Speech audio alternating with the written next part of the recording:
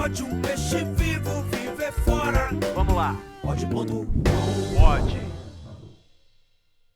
Então, quinta-feira, estamos no ar, com mais um Pod.com, ponto oficial, e hoje com Fernanda Paquelê. Eu vou ler alguma coisa aqui que eu fui lá procurar. Eu não conheço ela, né? Não sei quem ela é. Se você não sabe, Fernanda Paquelê é atriz e diretora de teatro, mestre em teatro, doutora em administração, ganhou o Prêmio Braskem como melhor atriz em 2006, também ganhou o Prêmio Braskem de melhor espetáculo infantil em 2013 e é fundadora do Coletivo 4. Vamos falar muito sobre o Coletivo 4 hoje aqui. Com sede ali no Farol do Barbalho e também faz parte do Conselho de Cultura Municipal. Preparadora de elenco, já tive a honra de ser preparada por você no filme Desgosto, que vem aí, né? Um curta lindíssimo, né? Bom, e uma série de coisas a mais. Por quê? Porque gente de teatro, eu até coloquei uma letra de Caetano aqui para falar de você, que eu acho que essa letra merda de Caetano tem tudo a ver com você, quando ele diz: nem a loucura do amor, da maconha, do pó, do tabaco e do álcool vale a loucura do ator quando abre-se em flor sob as luzes do palco. Bastidores, camarins, coxias e cortinas são outras tantas pupilas, pálpebras e retinas. Nem uma doce oração, nem sermão, nem comício à direita ou à esquerda. Eu acho perfeita essa frase de Caetano aqui, ainda mais nesse contexto que a gente está vivendo agora, e com você, certo? Fala mais ao coração do que a voz do colega que sussurra merda. Noite de estreia, tensão, medo, deslumbramento, feitiço, magia, tudo é uma grande explosão, mas parece que não quando é o segundo dia. Nós somos de teatro, sabemos muito bem que Caetano é de teatro quando ele fala isso, né? Já se disse, não foi uma vez, nem três, nem quatro, não há gente como a gente de teatro. Gente que sabe fazer a beleza vencer para além de toda perda. Gente que pode inventar para sempre o sentido da palavra merda. Merda para você, sempre, Fernanda Paquelê. Muito massa. Então, assim, dizer que é uma alegria estar aqui com você. A gente está tentando essa conversa há um tempo. E que essa letra tem a ver com você, porque você é gente de teatro. Assim, o que é gente de teatro, para quem não sabe o que é gente de teatro? Caetano está falando aqui, tá tudo bem, do ator, da atriz, do diretor, do autor, mas gente de teatro é alguém que é de carpintaria de teatro, gente que faz acontecer o teatro, se tiver um prédio, ou se não tiver, se tiver dinheiro para comprar figurino ou se não tiver, se tiver apoio para divulgar ou se não tiver, se tiver texto ou se não tiver, se tiver ator, atriz ou se não tiver. Ou seja, você é uma pessoa que faz acontecer o teatro de uma forma belíssima, linda, como é um grande exemplo ali, Coletivo 4. Então, para mim é uma alegria ter você aqui. Eu quero trazer cada vez mais gente de teatro aqui. Já trouxe algumas e você está na lista há um tempão e chegou a hora. Chegou o nosso momento. Chegou, Fernanda. Então, bem-vinda. Que bom, Jackson. Obrigado. Eu super agradeço, verdade. A gente está tentando essa conversa aqui tem um tempo. Já tivemos tantas conversas, né, assim, em outros lugares. E acho massa, inclusive, naturalizar, falar mais sobre teatro, né? Falar sobre gente de teatro, falar sobre como a gente vive, o que a gente come, como a gente dorme, né? Onde é que nós estamos. Obrigada, esse espaço é muito bom. Para chegar ali no palco, né? Para até chegar naquele lugar. Encantando o público, a gente come o pão que o diabo amassou, né? Para falar com Deus, tem que apagar a luz, tem que, né? E não precisava, né? Assim, não precisava passar por isso, ser tão escondido, né? Essas questões todas. Mas ótimo, eu tô feliz de estar aqui também. Eu tô feliz também. Então, vamos chegar nisso tudo. Vamos chegar nesse momento atual, que eu acho um momento muito importante, o que está acontecendo. Está acontecendo para mim um caos. E o caos, quando acontece, é para sair de um momento que ali parece que está bom, mas não está, é para ir para um momento melhor. Mas vamos começar lá pelo início de tudo, porque só tem uma pergunta, eu sempre digo isso, que é para saber quem é a pessoa. Assim, onde é que você nasceu, se você puder contextualizar um pouquinho a sua infância, até, sabe, seus primeiros passos ali, vizinhos, amigos, família, e a gente vai caminhando sem nenhuma pressa para chegar nessa figura que está aqui hoje. Ai, que massa. Então, eu sou do Rio de Janeiro. Pois é, eu fui ver isso ontem, eu acho, que eu fui ler alguma coisa. Falei, como assim? Essa baiana nasceu no Rio, a Eu cegonha nasci no errou o Rio de endereço, Janeiro. né? A minha mãe fala isso. A minha mãe fala que a gente nasceu no Rio de Janeiro, mas isso foi rapidamente corrigido. E olha que o Rio é um lugar maravilhoso, é só uma Viemos pra questão aqui. de Exatamente. bairrismo, né? Mas é muito interessante mesmo. Assim, ó. Algumas associações que eu só fiz também depois, né? Então, eu sou do Rio de Janeiro, sou de Campo Grande, que é a Zona Oeste. É um lugar grande pra caramba, é um bairro muito grande. E ele é rural, industrial, comercial e também artístico, né? Então, tem uma profusão de coisas lá muito grande. A minha infância toda, até os 10 anos de idade, eu fui muito ao teatro. Eu era público de teatro. Em Campo Grande. Em Campo Grande. Então, eu tenho uma tia que ela fazia parte de um grupo de teatro, um tio-avô que era eletricista de teatro. Que maravilha. Então, mas eu nunca fui de bastidores. Eu não acompanhava ensaio, entendeu? Eu não ia para montagem, assim, eu tinha uma relação com o teatro mesmo de público. Não conhecia de dentro. Então, jamais. Que é um universo lindo, maravilhoso, mágico. Exatamente. Né? Criativo. Mas né? ia assistir, né? Então eu tenho imagens de espetáculos que eu assisti, né? Tenho lembranças, porque era uma coisa que a gente fazia com os colegas do bairro, né? Era uma coisa que... Mas você ia a teatro, assistir teatro num teatro? Num em teatro. Campo Grande? Era Como o era esse Teatro teatro? Arthur Como é que você Azevedo. Arthur Azevedo. É o Teatro Arthur Azevedo, ele existe até hoje. Agora, nesse momento, inclusive, ele está em reforma. É o Teatro Municipal? É um teatro municipal. Nós, em Salvador, não temos um teatro municipal. Não temos. Campo Grande já tem. Há muito tempo, exatamente. Já tivemos, eu acho, né? Porque o Teatro Santo Antônio, se não me engano, que Castro Alves frequentava na época dele, eu acho que era municipal, se não me engano, não sei. É o Teatro São João. São João, Santo Antônio não. Santo exatamente. Antônio é a escola de teatro. Escola de teatro. São João, São ali no João alto era municipal. Era municipal, pegou fogo, ele mesmo. Ah, eu tô doido para ser presidente da República, para pegar ele. Cara, teve trazer nas ele de obras, isso é uma coisa muito interessante mesmo, porque nas obras que teve ali da Praça Castro Alves e tal, foi descoberto, né, um Uma monte de coisa escavação. enterrada, de documentos do teatro, livros de ponto. Ah, é? Eu não sabia. Eu vi uma É. estrutura de edificação Tem que... documentações agora sobre esse teatro que foi, né, graças a um engenheiro sensível, né, que começou a escavar, viu, falou, peraí, devagar aí isso aqui para é salvar, histórico, né? com certeza, e foi retirado. E, Ou seja, se tem não me coisa engano, ali que está na Gregório de Matos. Ah, é que se quiser então reconstruir, pode ser que tenha documentos ali que Com certeza, documentos que é quase um importantíssimos. retrato, né, do que Exatamente, foi, né? de como foi o funcionamento, de quem estava ali dentro, Olha. sabe? Os funcionários, livro caixa, né? Arrecadações. Então, a gente tem esse material. Isso é procurar nosso. conhecer esse Teatro que eu São tenho João. uma ligação romantizada por conta das histórias de Castro Alves, que ia para ali, que se apaixonou por frequentava. Eugênia Câmara ali, Exatamente. que declamava das sacadas ali, né? Que deve ter rolado várias coisas nas coxias, né? Deve ter né? histórias mil aí, sem Mil. dúvida. Muita história ali, né? Imagine. Mas Campo Grande E, assim, tem um teatro era muito municipal. interessante, porque era a igreja e o teatro. Então, a igreja e o teatro era, assim, você sai da igreja e entra no teatro, assim, mais ou menos no mesmo lugar. Próximos, né? E lá, inclusive, a coisa com a religião também muito forte na minha família, né? Religião católica. Então, assim, acho que todos os domingos, de 6 aos 10 anos de idade, eu estava na igreja.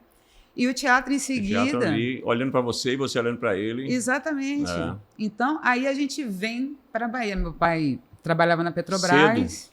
Você veio para cá criança. 10 anos, exatamente. Eu vim com 10 anos, eu fiz 11 em março. A gente chegou aqui em fevereiro, eu fiz 11 em março. Então, Então, a gente sai desse lugar, muita coisa para fazer, família, primos, né? Colega, bairro, bem criança mesmo, que brincava na rua. E a gente vem para a Bahia. E a gente vai para Pituba. Primeiro bairro planejado de Salvador, inclusive. Que é um bairro diferente do que Cara, Salvador não tinha baiano. na maioria do... Eram poucos baianos. É. Tinha muita gente de Minas, muita gente de outros lugares, gente do interior da Bahia também, que veio morar aqui. A gente morava na Rua Amazonas, que era um lugar totalmente diferente de como é hoje, né? Que era uma rua toda fechada por tijolinhos. Então, o pedaço que eu morava, por exemplo, era sem saída, entendeu? Então era bacana também, assim, né? Porque Totalmente. é uma rua livre para criança. Totalmente, totalmente. Mas O meu irmão mais velho, Adriano, ele teve uma... Logo que a gente chegou aqui, ele sempre foi mais calado, ele é técnico de som, técnico de áudio, né? Então, assim, também tinha essa Tem que habilidade ouvir, muito mais da é. escuta, É bom, né? já desde o início. Mas ele deu uma travada total, assim, né? Na comunicação. Foi um momento para ele muito delicado. E o teatro veio como uma solução, tipo assim, vamos botar Adriano no teatro. E ele falou, não vou, de jeito Travado nenhum. total, não vou nada, né? Então vamos botar a Fernanda para ir junto com ele para poder... E aí ele nunca foi e eu tô até hoje. A verdade é essa, né? Porque aí também calhou de um momento histórico importante, que foi o fim do grupo Avelãs e Avestruz. Márcio Meirelles dirigindo, né? Com uma turma Maria bacana. Eugênia Millet Maria começou Eugênia, a trabalhar com criança e adolescente. sim, Então foi a maravilhosa. primeira oficina de Maria Eugênia que Você eu participei. participou? Olha só, eu costumo dizer por aí que Maria Eugênia é mágica. Eu vi montagens dela com crianças e adolescentes, que é um teatro muito adulto, no sentido Pronto. de... Eu estava nesse inteligente. início Então dessa você experimentação tava ali. aí, exatamente. Eu lembro que eu assisti alguma coisa dela na sala do coro. Ah, apresentei bastante Então eu lá. te vi lá sem saber, de repente, né? É bem É possível. bem possível. Porque a gente fazia é, muita peça. A gente fazia na sala do coro, a gente fazia... Onde hoje, ali no TCA, é a lanchonete, né, do foyer. sim. Tinha um palco ali. A gente se apresentava muito ali dentro do foyer também. Isso com que idade? 11 para 12 anos. Ou seja, já chegou aqui Pois e encontrou essa maravilha. Exatamente. E assim, tudo isso que eu estou falando agora também já tem uma reflexão que eu faço já depois, né? Mas quando eu cheguei na Pituba, eu não cheguei na Bahia. A Pituba Então, é uma Bahia diferente, né? Então, assim, o Teatro Castro Alves, com as pessoas que faziam parte do grupo, eu me senti, eu acho, chegando na Bahia, essa sabe? Bahia mágica, né? E aí, logo em seguida, assim, essa oficina de Maria Eugênia, ela virou um grupo. A gente fez uma primeira peça, que foi o Matheus Mateusa, e aí isso gerou um grupo de teatro, que virou o grupo Despertar da Primavera, que virou, sei lá, durou uns 4 anos. Imagina, eu fazia parte de um grupo de teatro dos 12 aos 16, né? Que é um grupo de teatro, sabe como é, né? Então, é uma religião, né? É uma religião. É muito diferente, né? É maravilhoso o elenco. É diferente. Mas é diferente. Elenco de grupo de teatro. Elenco, exatamente. às vezes, está cada um por si, os interesses são diferentes, às vezes é um cachê, quando tem, nem sempre tem. Né? Não, e um elenco ele está sempre voltado para um objetivo comum, né? E um grupo de teatro, às vezes, não tem um objetivo definido, é preciso definir o objetivo. Exatamente. Então, são outros tipos de conversas, né? Todo mundo tem uma participação criativa, que é uma outra maravilha do teatro. Né? E tinha uma variedade de idades muito, muito grandes também, então foi um movimento muito rico, né? E logo em seguida dessa oficina de Maria Eugênia, sei lá, ela durou 6 meses, teve uma outra oficina que foi com o grupo Via Magia, que Rui. Entrei também. Que eu me matriculei. Então, sorte dessa pessoa. Eu fiz parte desses 2 grupos, sabe? Assim, até os 18 anos de idade, entendeu? Então, eu, com 15 anos, eu tive que tirar o DRT porque a gente ia fazer uma turnê no Nordeste, sabe? 15 anos. Com uma peça de Maria Eugênia. Então, assim, todo esse... Eu acho que o meu desenvolvimento como pessoa foi nesse lugar. E começou a se dar cedo, né? Exatamente. Então, assim, para mim é muito misturado, né? A minha vivência do meu trabalho, né? E o que é que você lembra, assim, desse cenário artístico, né? Porque a Bahia tem Salvador, né? A Bahia como um todo, mas Salvador concentra a Bahia quase toda aqui, né? Vem gente dos 4 cantos da Bahia para cá e aí acaba rolando um movimento aqui. O que é que você lembra, assim? Porque, assim, quando eu vim para cá em 1989, me chamou muita atenção a cultura daqui, que é diferente do interior. Os negros, né? Movimento afro, essa coisa toda. Dança, eu lembro que tinha grupos de dança, muitos, mais do que os que tem hoje. E o teatro também, e a música, que tinha muita gente de axé que andava na rua. Eu via cantores com a baqueta na mão, cantores, da mídia, coisa que hoje não tem. Mas como era? O que é que você lembra, assim? Para mim, assim, foi muito, muito... Era como se eu saí de um lugar onde eu tinha um teatro, que era o Arthur Azevedo, que eu ia andando da minha casa, que eu, assim, tinha uma... E aí eu fui para um lugar que tinha o Teatro Castro Alves, tinha o Teatro Santo Antônio, tinha o Teatro Vila Velha, tinha o Teatro Gamboa, tinha... Eu me lembro, por exemplo, que eu assisti o Beijo no Asfalto, no Teatro Gamboa, que me impactou profundamente. E eu assisti num dia que o tiro falhou. E foi com Arildo? Com Arildo. Essa história é fantástica. E você lembra? Você estava lá? Eu já tava ouvi assistindo. falar. Aí, olha só, aí o Arildo matou fez a cena final, né? Matou o... Esqueci o nome dele, acho que era Andi. Enforcado. Anos depois, na escola de teatro, eu fui ter acesso ao texto. E você aí não sabia? Fiquei sabendo, exatamente. Você não sabia que era de tiro. Não sabia. Fala entendeu? um pouquinho assim, Eu só tinha para quem está assistido- nos ouvindo entender que essa história é fantástica, né? Que ele, essa história é muito ele tinha que legal. matar de tiro. Aí a coisa do ator, né? O ator tem que do se virar, improviso né? na hora tem que se virar. Então é o Beijo no Asfalto, então tem uma celeuma, um cara vê uma pessoa morrendo, atropelado e vai ajudar e o cara já está morrendo e só fala me beija e o cara dá um beijo como o último desejo de uma... Isso um jornalista tira uma foto, cria, né, toda uma ficção, é a origem das fake news, né, é representada no teatro, né, esse texto. E aí, no final das contas, o sogro desse cara que dá o beijo, a gente descobre que é super apaixonado por ele e fica muito mexido de ter acontecido esse beijo, coisa que ele jamais poderia imaginar, ele dando um beijo no outro homem. E aí essa revelação acontece no final e no final dessa revelação ele dá um tiro para que ninguém mais saiba dessa história. Eis que, nesse dia, o tiro falhou e a pessoa tem que morrer. Não explodiu. E era muito doido, porque o cara, né, que fazia, o ator, era muito grande. Ele era muito alto, Arildo, muito grande. baixinho. E Arildo, muito baixinho, muito... Inverossímil, Só que, né? assim, Como é que esse pequenininho vai matar esse cara, se cara, não fosse foi de tiro? muito impressionante, sabe? Porque era um baixinho com muita vontade realmente de matar, né? Então... E sendo ele, Arildo E Deda, sendo ele um quem era, gigante né? ator. E né? aí você... hoje, né? Eu pensando nisso, eu remeto que aquela cara de pânico que estava no ator... No Arildo... do outro, do né? outro. Que levaria o tiro, não era por causa da cena, né? Mas era porque o que vai acontecer agora realmente, como é que né? eu vou morrer? Como é que ele então, vai me assim, matar? Que maravilha. tudo confluiu, né? E assim, sei lá, 4 anos depois, na escola de teatro, tendo o Arildo como professor, tendo essa história vem à tona e eu descubro o poder do teatro ali na minha frente, né? Eu, caramba, assim, é mesmo? Quer dizer que não era assim todos os dias? Você teve o privilégio de ver Eu tive, naquele assim, dia. realmente o teatro é único, né? Assim, Ninguém mais cada viu essa espetáculo, cena, ninguém né? mais viu essa Depois. cena, só aquelas pessoas que estavam ali. Eu estava ali naquele momento. Ricardo Castro era do elenco, a gente conversou sobre isso depois várias vezes, sobre esse... Mas assim, voltando, né? Então, o que me chamava a atenção era eu ficava rodando, eu assistia tudo. Um quarteirão cultural quase ali, né? Eu assistia tudo.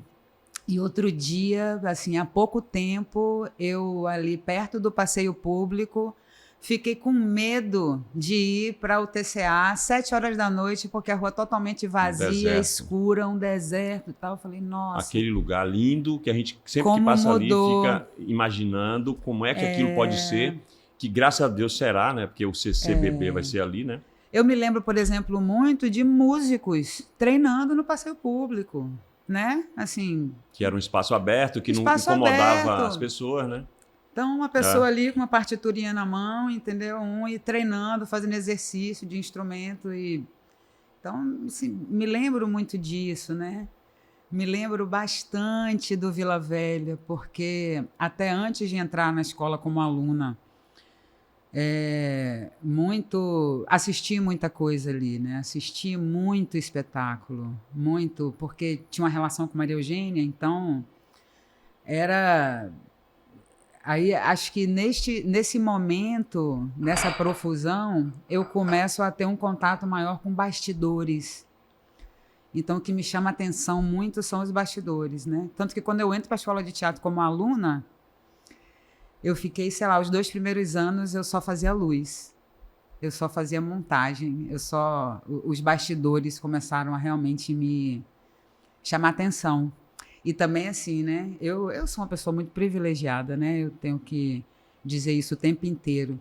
Porque eu entro na escola de teatro em 94, que é o ano que Tudela está voltando de um mestrado em iluminação dos Estados Unidos. Grande Tudela, né?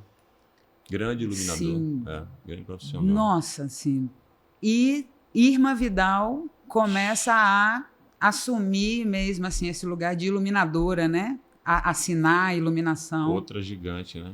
Que era, então assim, os dois, eu era E um assistente masculino e um feminino, de um né? e era assistente de outro, porque Irma fazia as luzes do Via Magia, então eu acompanhava, eu perguntava, eu questionava, eu estava sempre ali ajudando, tal.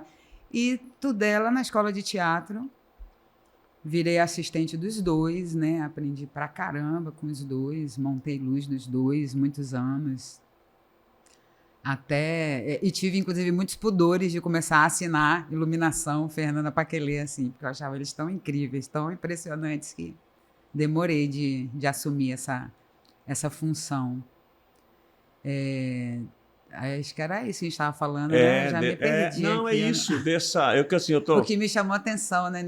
E assim, legal para a gente saber como é que já foi, para a gente fazer meio que um comparativo com o que é hoje, né? E tem uma coisa também que é muito importante de dizer. Desde que eu cheguei aqui, eu estudei no mesmo colégio, né? Que era o Colégio Drummond, da Pituba.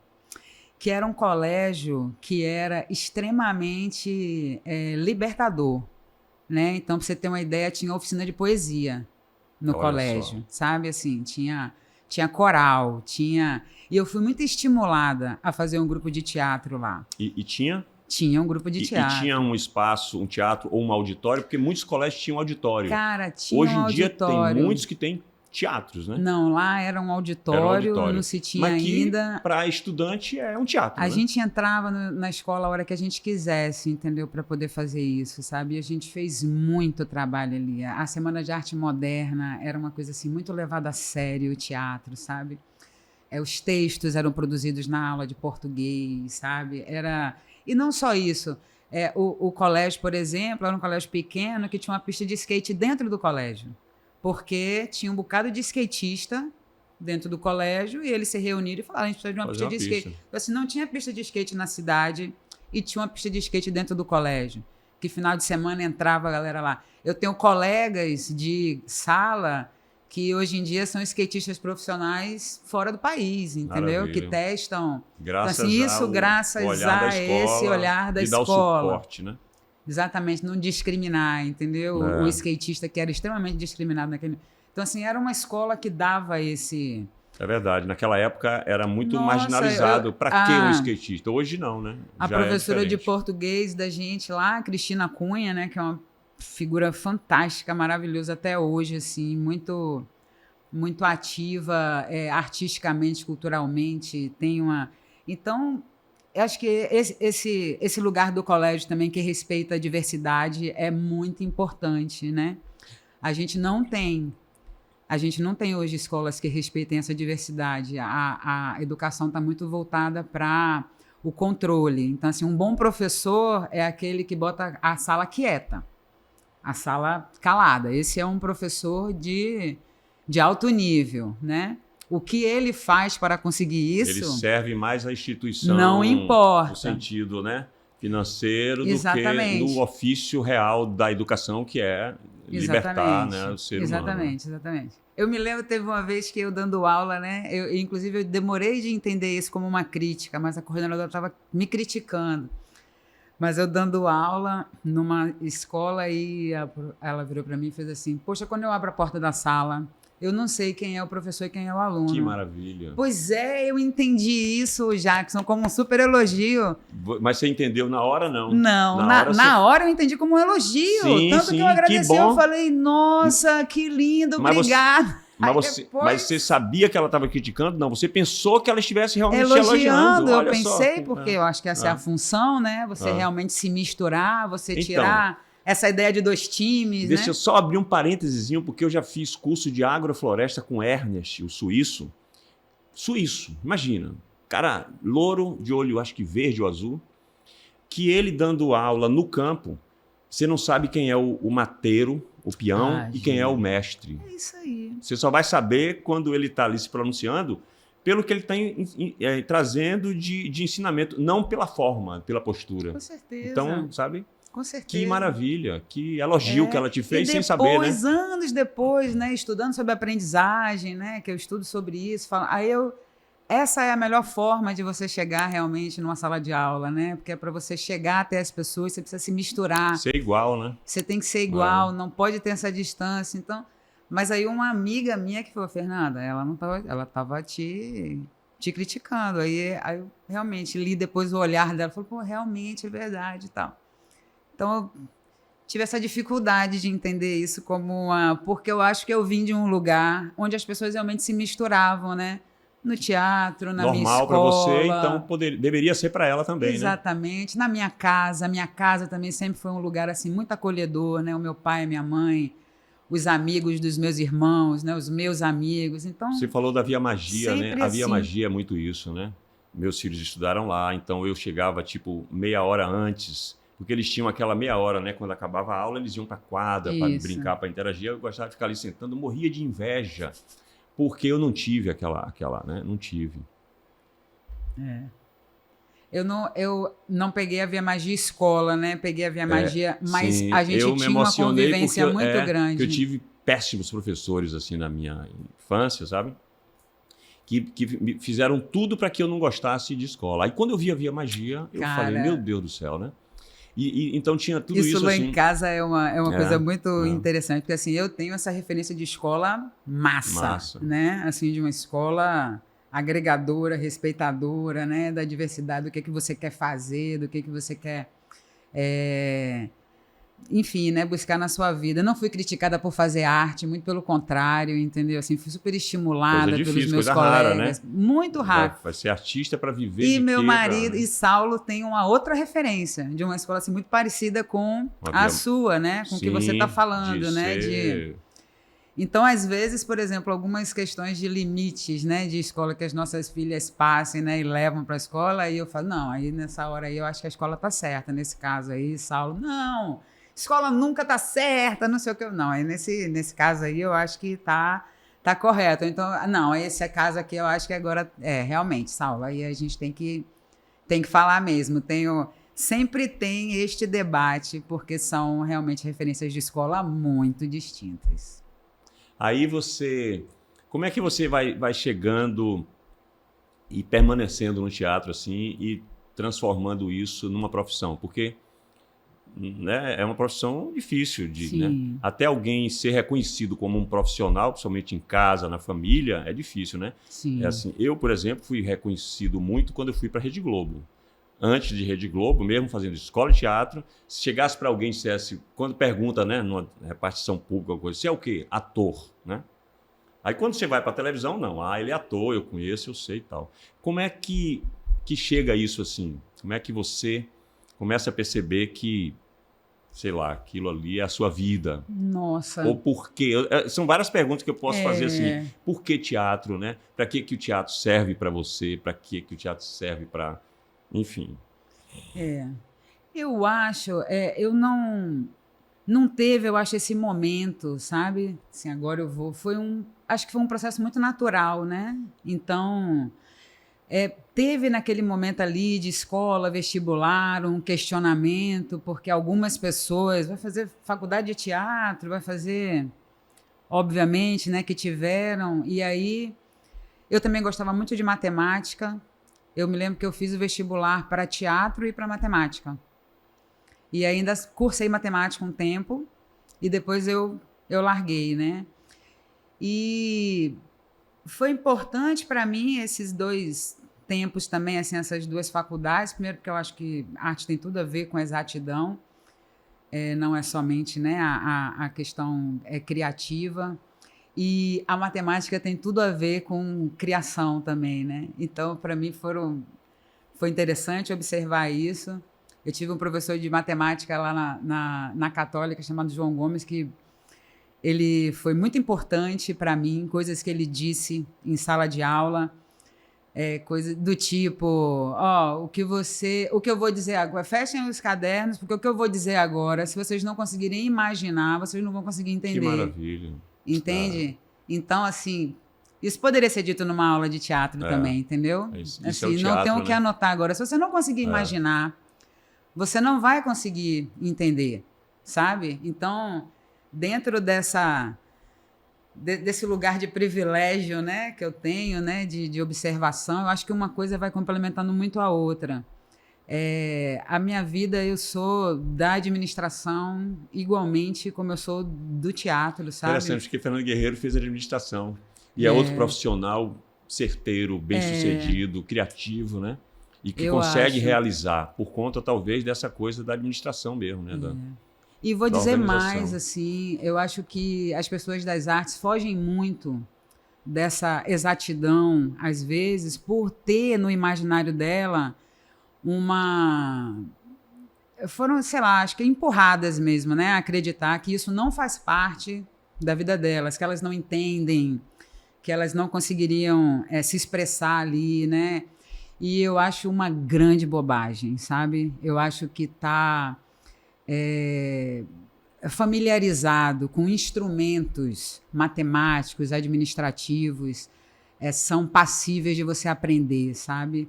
Eu acho que difícil mesmo é você estar numa sala de ensaio, entende? É você, através de corpos, através de ideias, você chegar a cenas, você chegar a mensagens, você chegar a espelhos, sabe? Isso é difícil pra caramba, entende? E é uma das grandes maravilhas, né, impressionante, dessa profissão nossa. Né? E é impressionante. E acho que uma coisa vai ajudando a outra, entende? Vai ajudando, porque a criação ela precisa ser organizada, entendeu? Ela precisa ser esquematizada, ela precisa ser escolhida. Quando é coletivo, né? Quando é coletivo, a gente precisa de hierarquias para a gente andar, a gente precisa de disciplina, entende? A gente precisa, acho que o investimento na arte, inclusive na área educacional, tem muito mais a ver com isso do que com criatividade, sabe? Então, é um lugar que a gente tem que estar o tempo inteiro se apoiando também, né? E não negando. Então, acho que dentro da minha formação, dessa escolha profissional, tudo sempre veio muito misturado, né? E dentro deste lugar ainda de privilégio, porque eu acho, sabe, Jaque, quando eu fico pensando assim, eu sempre estava muito no lugar certo, na hora certa, né? Porque lá na Via Magia foi o lugar aqui na década de 80 e 90 onde começaram os festivais, né? Então, eu com 18, 19 anos, estava nos bastidores de um festival, do Via Bahia Festival, né? Então, hoje eu ser uma coordenadora técnica de festivais tem a ver com essa visão desde o início. Fez escola lá, né?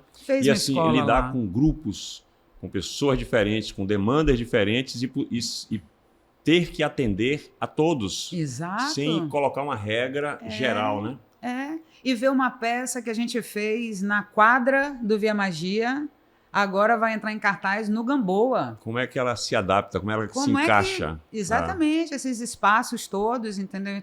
Estávamos sempre muito envolvidos nisso, né? Literalmente como que se encaixa, né? Que o palco é uma caixa, né? Que você estava numa quadra, como colocar eu dentro não falei, dessa caixa, nesse né? circuito também estava o Ickba, né? O Goethe. Porque eu fiquei muito em cartaz no Goethe também, né? A gente fazia muito espetáculo infantil no Goethe. Então, eu estudava, né, na Pituba e ficava em cartaz no Corredor da Vitória, ficava em cartaz no centro. Meus colegas da escola iam assistir, né? Meus colegas de escola do Drummond são público de teatro até hoje, né? Já tinha o Aquibeu, que é ali do lado. Pois é, o Aquibeu que não tem mais, né? Não tem teatro mais. maravilhoso, que serviu muito, né, para o teatro mais. baiano, né? Exatamente. Quantas pessoas, né, em Salvador, na Bahia, frequentaram aquele teatro ali, né? Muita gente, né? Eram muitos espetáculos de sucesso, fazendo temporadas longas, de quarta a domingo, né? E o Aquibeu tinha uma coisa muito legal também, que ele tinha o dia da música, né? O dia da dança, o dia do teatro. Então, os públicos também se encontravam muito, né? Os diversos públicos no mesmo lugar. Então, uma coisa ia divulgando a outra. Era bem, bem legal mesmo. Um centro bem... Tomara que volte, né? E quando você começa a entrar em cartaz, assim, tô querendo trazer, sabe, como era que era? Você está em cartaz ou dirigindo? Primeiro começa o quê? Primeiro começa atuando? Começa atuando, porque começa adolescente atuando.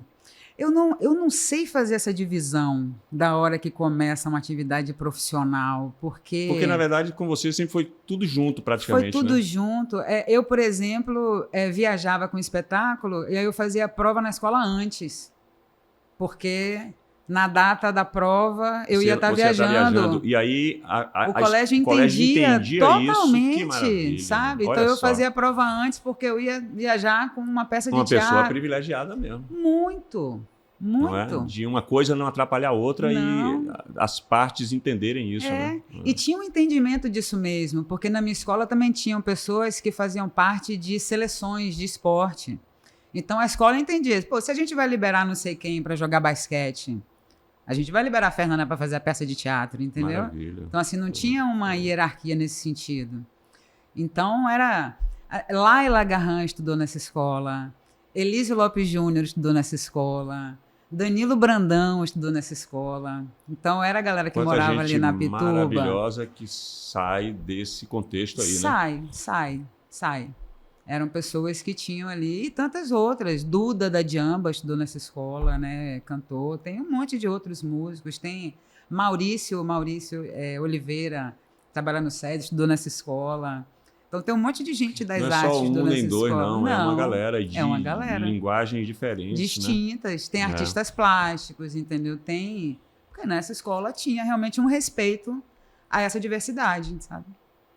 Então você viveu um momento assim, eu acho que uma época que eu vivi do teatro baiano, que a gente tinha grupos de teatro, espetáculos que acabava formando grupo, porque Isso. era sucesso e as pessoas permaneceram juntas e dali Isso. vivia sucesso.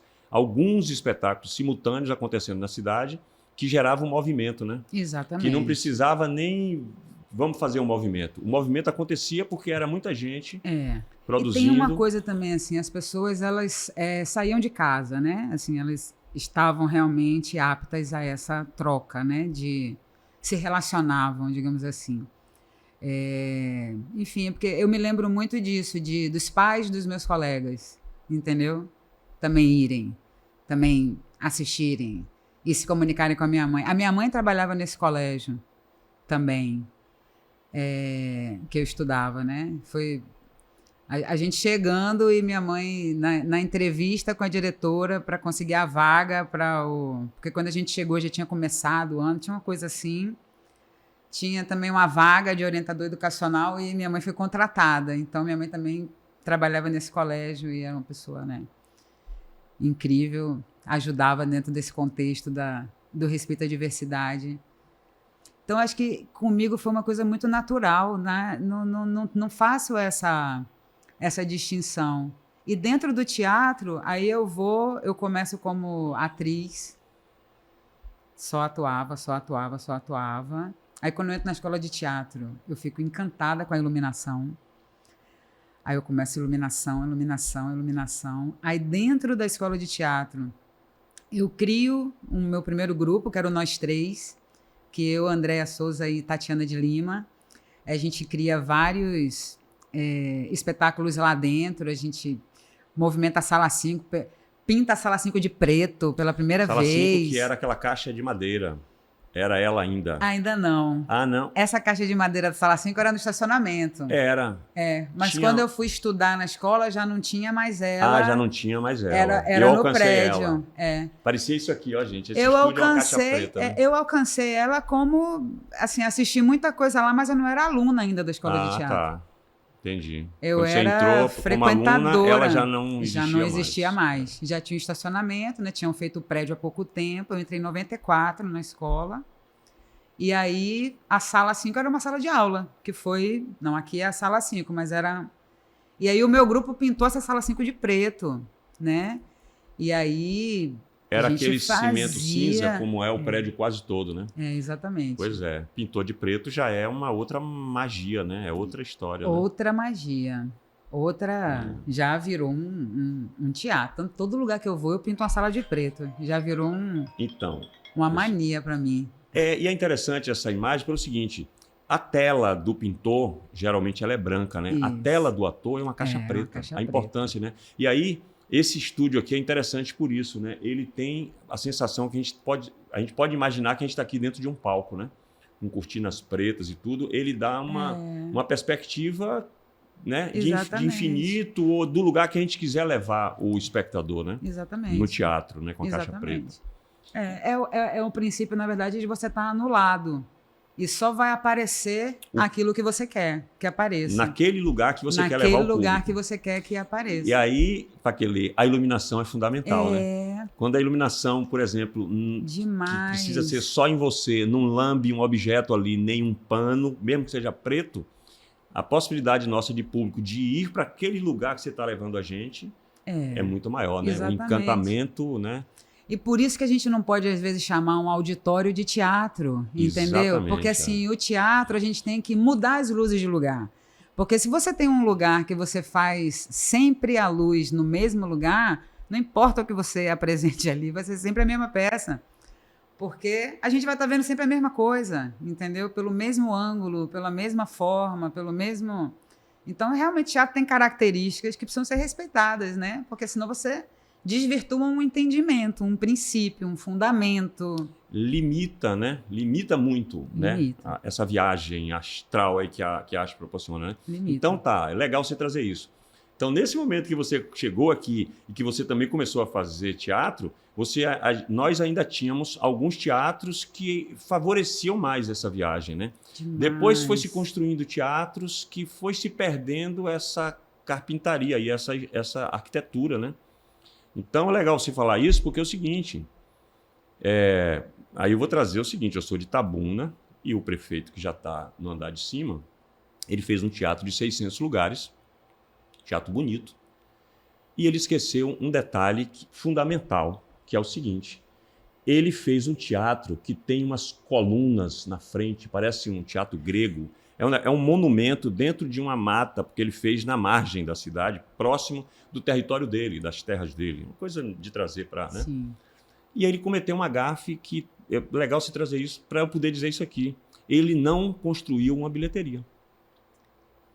Que interessante. Como é que é? Por que não procurou alguém que soubesse que nós temos? Na Bahia nós temos muita gente que sabe construir um teatro, né? Que vai saber dizer o que é fundamental num teatro. Né? Eu vou me aproveitar e me queixar aqui também. As cabines dos teatros são horríveis para os técnicos. Assim, qual o problema de convidar um técnico, né, para conversar sobre? Porque tem que ter uma comunicação ali entre o iluminador, ele tem que estar dentro do espetáculo, assim, né? Tem. Mergulhar no espetáculo. O técnico de som tem que ouvir o que o público está ouvindo. Né? Então, se ele está dentro de uma cabine ouvindo de outra forma que o público, como ele vai equalizar isso, né? Então, esses entendimentos, né, que são fundamentos da nossa área, né, do nosso ofício, se eles não começam a ser respeitados na base, eles desvirtuam os entendimentos, entende? E aí a gente fica assim, né, meio perdido nos lugares onde a gente vai fazer. A gente quer mudar os lugares, a gente quer pintar de preto, a gente quer botar uma cortina, a gente quer botar um refletor em algum lugar, a gente quer furar a parede. Aí o entendimento é de que a gente quer arranjar confusão, entendeu?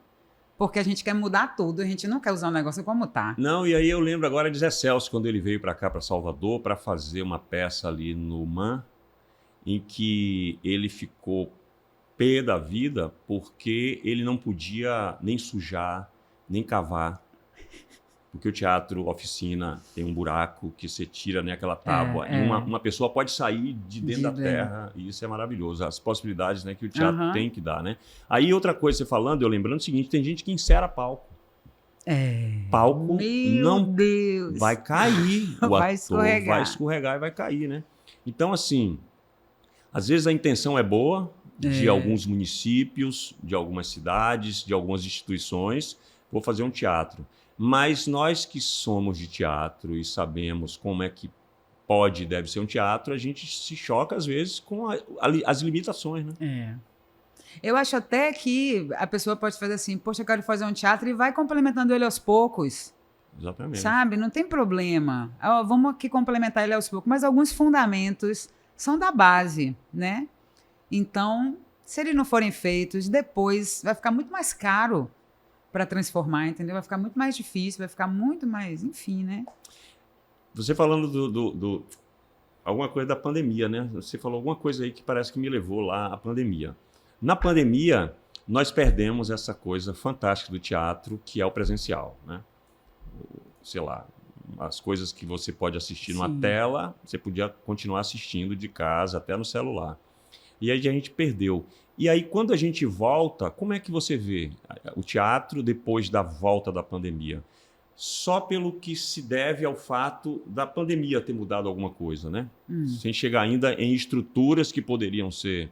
Enfim, como é que você vê? O que é que mudou? E Jackson, enfim, né? Muitas coisas mudaram, né? Não só na nossa área, mas as relações entre as pessoas mudaram bastante. Ainda assim, eu vejo que, em relação ao teatro, eu estava em cartaz com o espetáculo nesse momento, né? A gente Eu também. saiu A gente parou a Tempestade no Vila Velha. a gente estava com A Você Última tava Virgem, lá no Gregório de Matos, direção de Celso Júnior, né? Espetáculo de Nelson Rodrigues. E aí a gente parou, né? Óbvio que naquele momento ali teve aquele desespero, né? Todo mundo fica, meu, o que é que vai ser isso, né? Foram surtindo ideias, vamos fazer online, vamos fazer, se descobriram novas ferramentas, aquele caos todo e tal, não sei o quê. Agora, nesta volta, né? Assim, nessa volta do presencial, que eu acho que devia ter tido muito mais investimento para dizer, olha, temos bastante coisa aqui, ó, para... Não aconteceu dessa forma, entendeu? Então, a gente, eu acho que responsabiliza a pandemia por uma ausência de público, mas o que eu acho que o que faz realmente a ausência de público acontecer é não ter política de formação de público, entende? Então, acho que se a gente tivesse tido realmente uma política mais ostensiva nesse sentido, eu acho que a gente teria resultados bons, porque dentro lá do meu nicho, onde a gente faz para muito poucos, né, porque é um teatro muito pequeno. Lá no Forte, né? No Forte, as pessoas que chegam lá, chegam muito felizes, entendeu? Chegam querendo, chegam com vontade, chegam... Se eu tivesse hoje capacidade de ficar lá em cartaz o ano inteiro, eu teria público o ano inteiro, entendeu? Não tem um teatro no Barbalho, sabe? Então, eu acho que a gente hoje culpabiliza uma situação, mas que eu acho que o grande problema é uma ausência de investimento, entendeu? Porque, assim, era difícil, sempre foi, mas era difícil voltar depois da pandemia, Isso. por conta de que, cadê o povo? Sumiu todo mundo está com medo. Aí começou a voltar e eu comecei a perceber que tinha uma sede, uma fome do povo desse Verdade. lugar do encontro, que é o Que teatro. E mesmo não tendo políticas públicas, mesmo não tendo o suporte que nós até já tivemos, mesmo quando tivemos, poderia ser muito mais, mas tivemos, eu comecei a perceber o seguinte, que as pessoas de teatro começaram a realizar. Eu acho que o que as pessoas não têm, sabe, é dinheiro Sim. para pegar um transporte, sabe? É dinheiro para pagar um ingresso, sabe? É comida para ficar na rua, entende? Porque se ela sai de casa cedo para ir para o trabalho e aí ela depois...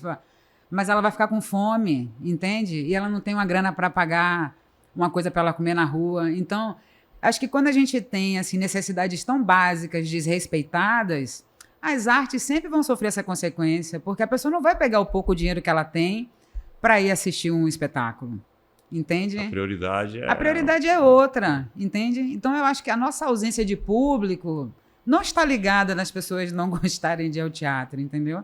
Mas nós somos um luxo que as pessoas não podem ter, entende? Que as pessoas não... Eu estou falando muito lá do Barbalho, porque quem vai no Barbalho assistir os espetáculos da gente é a população, sabe? É de fato assim, a população que sabe que ela pode ir lá e ela vai assistir um espetáculo de graça. Se ela entrar lá, ela vai assistir Não é a galera que compra ingresso para show no TCA. Não é. Essa galera quer assistir, entendeu? Essa galera, eu arrisco dizer, inclusive, Jackson, que elas vão para a igreja, nos bairros, para se relacionar, entendeu? É para cantar uma música, sabe? É para ver gente, é para conversar. São lugares que eu acho que as igrejas vão perder muito do seu público se tiver centros culturais, se tiver um lugar para ela assistir um espetáculo, se ela for respeitada nesse sentido, entendeu? Se ela puder sair de casa, conversar sobre outras coisas, entende? Que não seja uma tela. Se ela puder se expressar, né? Se ela puder dialogar, se ela eu sou totalmente voltada para essa galera, eu faço muito trabalho social, entendeu? Eu trabalho muito de graça, eu tenho esse compromisso realmente de retribuir o meu privilégio. Eu tenho essa consciência, né? E já ouvi coisas impressionantes. Por exemplo, tem uma artesã que é de Ilha Amarela, que eu fiz uma oficina de teatro lá na escola dela, tal, de EJA, e ela é artesã. E aí eu perguntei para ela, como eu trabalhava numa escola que tinha um artesão mestre, eu sei que os mestres artesãos é um núcleo pequeno, um núcleo fechado. Eu perguntei, pô, quem foi seu mestre artesão? Aí ela ficou, não falou. Estava no meio, eu senti que ela ficou constrangida, tal, não sei o quê. Aí depois ela, particularmente para mim, falou que ela aprendeu o artesanato de cerâmica na penitenciária, porque ela cumpriu 4 anos de prisão. E aí o questionamento dela assim, pô, por que eu não aprendi isso aqui? Entendeu? Por que eu não aprendi isso antes? De me meter com alguma coisa para eu poder aprender. Qual a justificativa para a gente não ter... Poderia não ter ido para a prisão, um monte de artesão dando aula em todos os bairros. Assim, Pode livrar muita gente da prisão, né? Porque o que as pessoas precisam ter, sabe, Jackson, é os seus horários do dia ocupados, né? Então, assim, o dia tem 24 horas para todo mundo, né?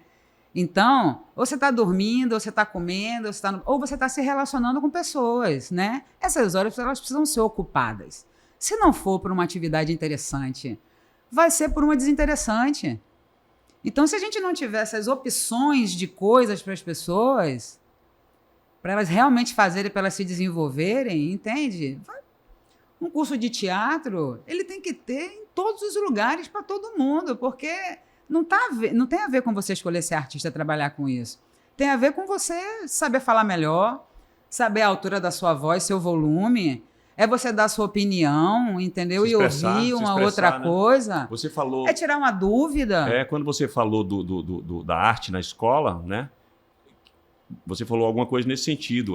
Que o professor entendia que ela serve não só para aquela pessoa que vai ser uma atriz. De jeito nenhum. Para se desenvolver, inclusive, nas matérias todas, para se expressar, para se desenvolver. E é muito comum, pessoa. Às vezes, em escola, né? Eu, trabalhando em escola, vejo isso. Um professor fazer assim, olha, fulano me surpreendeu na peça tal.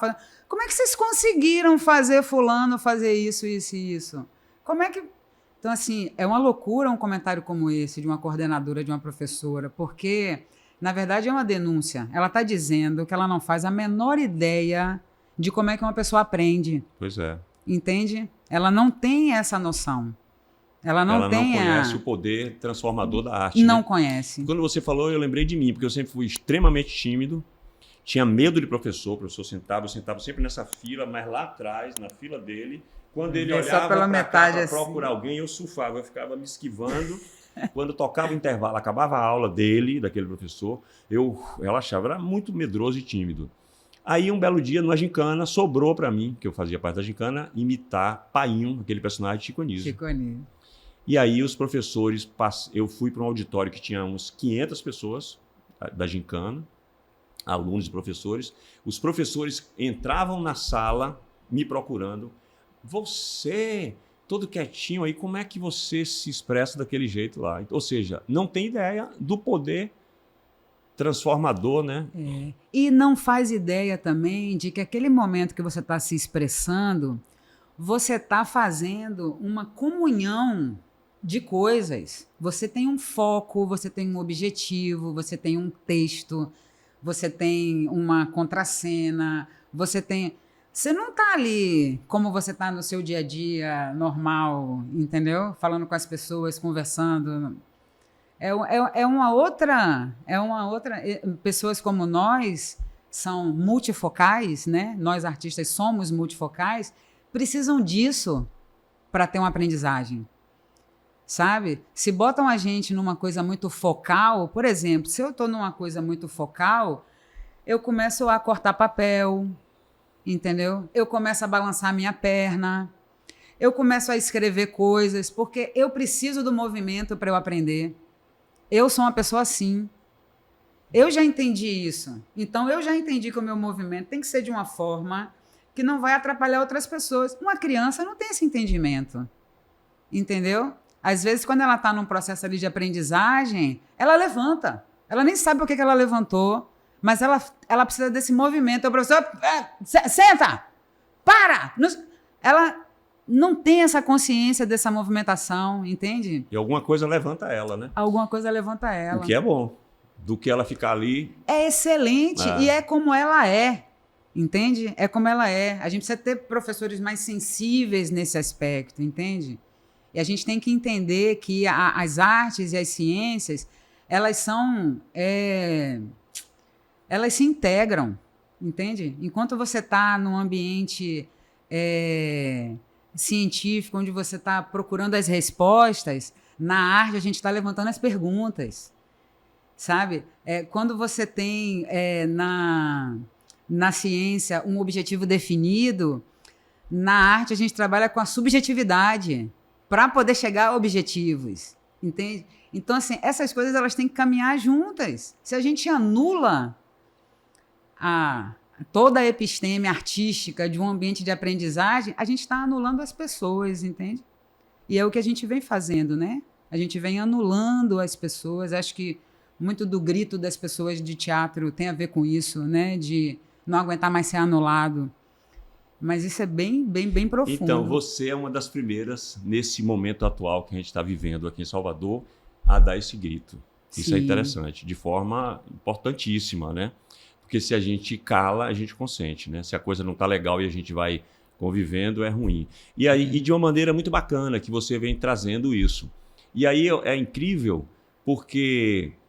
às vezes acaba pesando para uma pessoa quando quem recebe uma crítica, né, no seu ofício que deveria estar fazendo de um jeito e não está fazendo do jeito que deveria estar fazendo para atender essa comunidade artística, né, que não é só a comunidade artística, para atender o povo de modo geral, porque a gente não faz para a gente, né, a gente está fazendo um trabalho como você vem trazendo, que é para construir uma civilização, né, não existe civilização sem arte, né. Aí é muito doido, porque aí vem essa figura extraordinária, que é nosso amigo Wagner Moura, para cá, e ele traz esse questionamento que você é a primeira, mas que já tem outras pessoas que estão trazendo, porque é geral, é uma insatisfação geral, né? O que é que falta? Assim, Gregório pergunta, o que falta nessa cidade? Verdade. Que mais se desonra a honra, falta mais se lhe põe a vergonha. O que é que falta? Porque, inclusive, eu vi um trecho de uma entrevista de Wagner Moura agora, falando do espetáculo que você está com ele, que ele começa a falar de algumas coisas, ele fala, Fernanda, se estivesse aqui, teria mais propriedade para falar sobre isso. E tem mesmo, nós sabemos que tem. O que é que está faltando, assim, para aquele... O que falta nessa cidade? Verdade. Né? Eu acho, assim, é a função do artista se posicionar. Então, senão, para mim, não é artista, né? Assim, né? Um artista, ele é um representante do seu tempo, né? Então, mais uma vez comparando, né? Assim, enquanto a ciência ela está muito ligada ao passado e ao futuro, as artes ela está diretamente ligada ao presente, né? Então, é preciso ter esse registro. Então, eu acho que eu estou na minha função. Quando eu falo, está dentro da minha função. Eu acho que o que a gente está faltando é princípios mesmo, né? E é massa poder falar disso aqui, porque a minha crítica, quando eu falo, né, Eu não estou falando com as pessoas Não é pessoal, que estão... é. Principalmente porque eu não tenho relações pessoais com as pessoas, né? Então, eu estou falando com gestores, eu estou falando com os cargos, né? Estou falando com... Porque mudando as pessoas, eu vou continuar falando com esses cargos. Eu acho que a gente tem, talvez nos estados do Nordeste, mais, não sei, essa política ainda é muito coronelista, né? São poucos os... E os coronéis não são muito afeitos ao contraditório. Então, acho que a gente ainda tem, na política, representantes que ainda não entenderam que o lugar que eles estão é o lugar de ouvir o contraditório, né? Então, eles precisam ter mais tranquilidade, mais abertura para esse contraditório, porque eles são seres humanos e que estão representando muitos núcleos. Então, a tranquilidade da escuta do contraditório é muito importante, porque, às vezes, inclusive, é na escuta que as coisas se solucionam, né? É escutando esse grupo e escutando esse grupo que a gente entende que a gente botando esses dois grupos para se encontrar resolve o problema de ambos. Para né? dialogar, né? Para dialogar. Então, eu acho que a política ainda precisa aprender nesse sentido, né? Esse lugar do contraditório, que precisa ser um lugar tranquilo. É interessante a gente ver que quando Wagner fala, nós somos escutados, né? Então, é massa, isso também é um dado diagnóstico importante, né? Precisava Wagner falar para a gente Para ser eles ouvirem o que a gente já está falando. o que a gente já está falando há um muito tempo. tempão, né? Então, assim, a gente precisava ter chegado nesse momento? Talvez não, né? Mas, ao mesmo tempo, que bom que ele também é um artista que se posiciona, Maravilhoso. né? Que bom que ele também está num lugar de entender o que está acontecendo. E que está ligado, inclusive, nas nossas falas. Nas nossas de onde falas. ele está fisicamente longe daqui, mas conectado com a Exatamente. nossa realidade, porque é um dos nossos, né? E que é uma pessoa que entende que se ele está onde ele está hoje, tem a ver com o que ele viveu aqui, né? Tem a ver com o que ele aprendeu aqui, com as pessoas que ele se encontrou aqui. Então, isso é muito importante de ser um cara como ele falando. E aí, agora, respondendo assim o que falta, né? Quando eu falo que eu acho que faltam princípios, fundamentos, é profundo mesmo, sabe, Jackson? Porque eu acho que a política cultural, ela está equivocada no sentido de que para quem ela está sendo feita, né? Então, eu acho que a gente tem que pensar no público. Porque se a gente tem hoje, por exemplo, se a gente tivesse hoje um bom programa de distribuição de espetáculo nos 417 municípios que nós temos, nós não teríamos problema de produção de espetáculos, entendeu?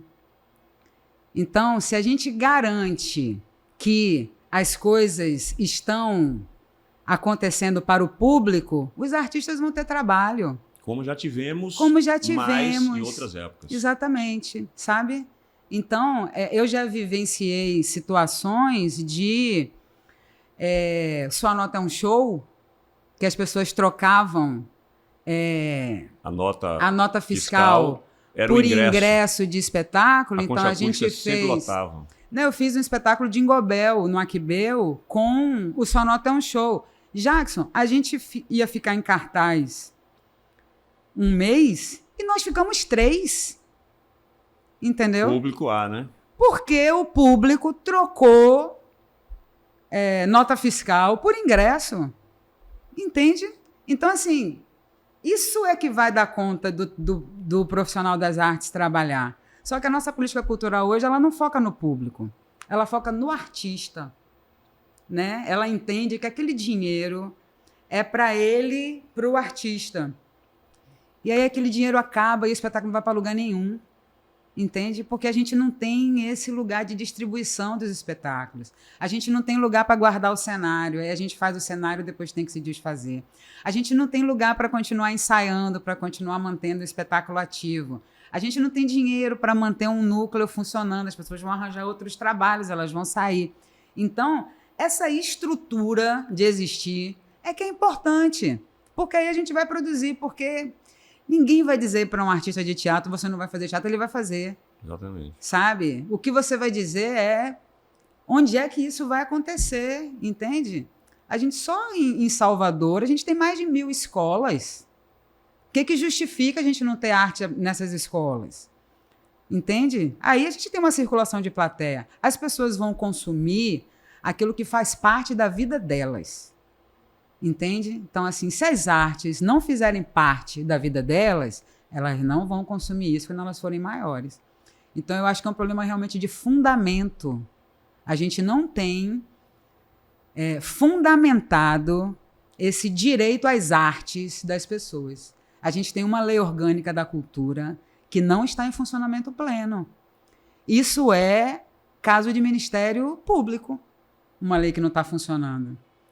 E aí a gente também não tem uma classe artística que entenda disso e acione um Ministério Público. Então quem nasceu primeiro, né? O ovo ou a galinha, né? A gente não tem uma estrutura política interessante porque a gente não tem uma classe que cobra, a gente não tem uma classe que cobra porque a gente não tem uma estrutura política interessante, entendeu? Aí a gente fica nessa... E aí, por exemplo, um governo deveria estar agradecendo a você, ao artista, que está mostrando, opa, por onde é que eu posso ir? Já está pronto, é só dar o suporte.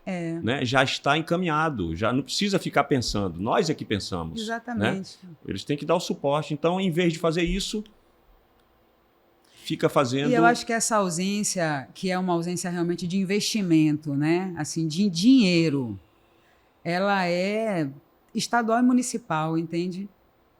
Porque a gente tem um edital para as artes cênicas, onde 330 pessoas são habilitadas e 12 são selecionadas. E aí, como é que fica? Aí a gente tem, no estado, um edital para as artes cênicas, a gente tem 1.500 pessoas inscritas, né, e 40 selecionadas. E quais são os critérios, né? Então, cara, eu vou dizer assim, Jackson, nem importa os critérios para mim, sabe? Porque não tem como ser justo. Exatamente. Entende? É tão pouco o que é tirado disso que é impossível ser justo. Não tem comissão, sabe? Por mais boa vontade que tenham, por mais criteriosos que sejam, que vão conseguir uma justiça nisso. Não é possível, entende? E uma ideia equivocada de que está ajudando alguém. Não, é uma construção aproveitando essas pessoas de teatro que não fazem para si, está fazendo para todos, né? E gradativamente, né, esses apoios eles são cortados. E nós, porque também é do nosso ofício, a gente vai se adaptando. Porque é do nosso ofício. Vai se adaptando com a criatividade. Com a criatividade. Que... Descobrindo novas formas. E que é interessante, porque assim, para sobreviver, mas é essa criatividade que se chega para as pessoas em forma de oficinas ou em forma de espetáculo, vai dar suporte para que o ser humano também seja criativo para se desenvolver na vida. E isso vai fazendo com que eu vou me desenvolvendo também, né? Porque eu, como artista, né? E aí, isso vai garantindo que um espetáculo desse, quando chega aqui do CCBB e me chame, eu possa responder. Exatamente. Entende? Isso é o meu treinamento que eu faço, agregando outras pessoas de forma autônoma, de forma individualizada, sem apoio, muito pelo contrário, às vezes até me atrapalhando a gestão pública, atrapalhando nesse sentido, é que vai me dar o respaldo para agora ser uma atriz baiana, né, convidada de um espetáculo e fazendo bem, né? Mais capacitada Mais ainda. capacitada. Triste que tem que ser assim, porque você seria também muito bem capacitado se tivesse todos esses suportes e tudo, entendeu? Sem dúvida. Eu atingiria mais pessoas, sem dúvida. Pois entendeu? Seria mais proveitoso. Suporte, seria extremamente mais proveitoso. Então, se eu sou um governo, eu não estou lhe dando nada. Eu estou fazendo o que tem que ser feito. Como, né, na história da humanidade, outras civilizações já fizeram, né? Quando o teatro era receitado por médicos na Grécia, né? Por saber que o teatro tira o ser humano daquele lugar, né, da inércia, da tristeza, que pode levar à doença, sei lá. Exatamente. Né? Cara, eu sou da administração, né? Também eu fiz parte de um congresso em Brighton, né, em Londres, e em 2019 eu fui apresentar um trabalho lá, um artigo. E imagine que é um congresso de administração, só administradores, pessoas ligadas à administração, sobre metodologias artísticas. Entende? Porque a administração entende a arte como um meio, coisa que nós, como artistas, não entendemos ainda, coisa que a nossa gestão pública das artes Muito não menos, entendeu né? ainda, sabe? Porque nós somos um meio. E a gente está falando assim, de uma cultura que ela tem o destaque que ela tem no mundo, não é só no Brasil, por conta da arte, né? Da arte. Por conta da literatura, por conta da música, do teatro, da dança, da Exatamente. culinária. Então, se não der suporte, não está dando suporte para se manter, né, em pé, né? Como é que se mantém em pé o coletivo, por exemplo? Porque, assim, o trabalho assim, que eu vejo ali No muito amor, bonito. na força do Do amor. amor. É muito totalmente. bonito porque, quando eu já falei isso com você lá, né, assistindo o espetáculo, eu sentei aqui minutos antes para assistir o espetáculo, e a movimentação de vocês nos bastidores para poder começar a aprontar me lembrou assim um quilombo, me lembrou um terreiro, Uhum. porque é uma comunidade construindo uma coisa coletiva ali, né? Que me lembra Zé Celso no Teatro Oficina, porque é alguém, né, trazendo ali uma força de orixá mesmo para poder realizar o que precisa ser realizado, né? Exatamente. E como é que... E ali eu vi também uma diversidade em cena. Pessoas, atores profissionais com experiência, contracenando com pessoas que você via que parece que é dali da comunidade. Pessoas que também já têm uma idade que às vezes a gente pensa que não pode fazer, mas no teatro não tem idade, né? Uhum. Sei lá, eu via pessoas com mais de 50, 60 que estavam começando e dialogando com vocês. Então, Isso. como é que isso sobrevive ali? Então, na força do amor, totalmente, sabe? Um entendimento realmente de que a gente precisa continuar, que a gente precisa fazer. Quando a gente foi para lá, para o Forte, né, foi em 2015. A gente foi, inclusive, a gente propôs, né, uma ocupação, 6 meses lá. Essa história é até bem interessante, porque a gente ia ficar lá 6 meses somente. E aí o Jorge Portugal era o secretário na época, e quando ele descobriu que a gente estava lá, ele queria que a gente saísse de lá. Porque eu fiz um movimento que foi o Chorando nos Pés do Caboclo, quando ele assumiu a gestão. A gestão. Quer dizer, a minha reclamação ela é bem... Não é pessoal. Não você é falou. pessoal mesmo. Exatamente. Exatamente. Então, assim, ele fez uma reunião com a classe e que ele não foi. Entendeu? E nós, assim, que se mobilizou para estar lá, ficamos muito chateados mesmo, entendeu? E nós fizemos, eu levantei, a gente vai fazer o quê agora? A gente vai chorar nos pés do caboclo? Isso gerou um movimento, a gente foi para os pés do caboclo, a gente fez uma roda, e ele ficou com tanta raiva disso. E aí, quando ele descobriu que éramos nós que estávamos lá, a gente estava lá 2 meses e pouco, ele começou a mandar, inclusive, áudios para a gestora lá da época, né, para a Meg, assim, e a gente ouviu alguns, né, foi assim, muito... que chamava a gente do povo do teatrinho, né, assim, bem... Ficou com raiva, realmente. Isso está dentro, eu acho, desse lugar do contraditório, né, que não tá habilitado, né, para ouvir o contraditório e dialogar com isso. Tem muito mais esse lugar do eu sou o Deus agora, né? Então, o que eu disser vai ter que ser feito e acabou, não discutam, eu sei o que eu estou fazendo. Ele ficou chateado e queria que a gente saísse de lá. E a gente fez, não, a gente tem aqui um acordo de 6 meses, a gente vai ficar aqui até os 6 meses. E a gente começou a fazer um bocado de live. A gente começou a chamar pessoas do poder público para ir lá e explicar por que a gente tinha que sair. Sei que isso ficou tão feio que eles desistiram.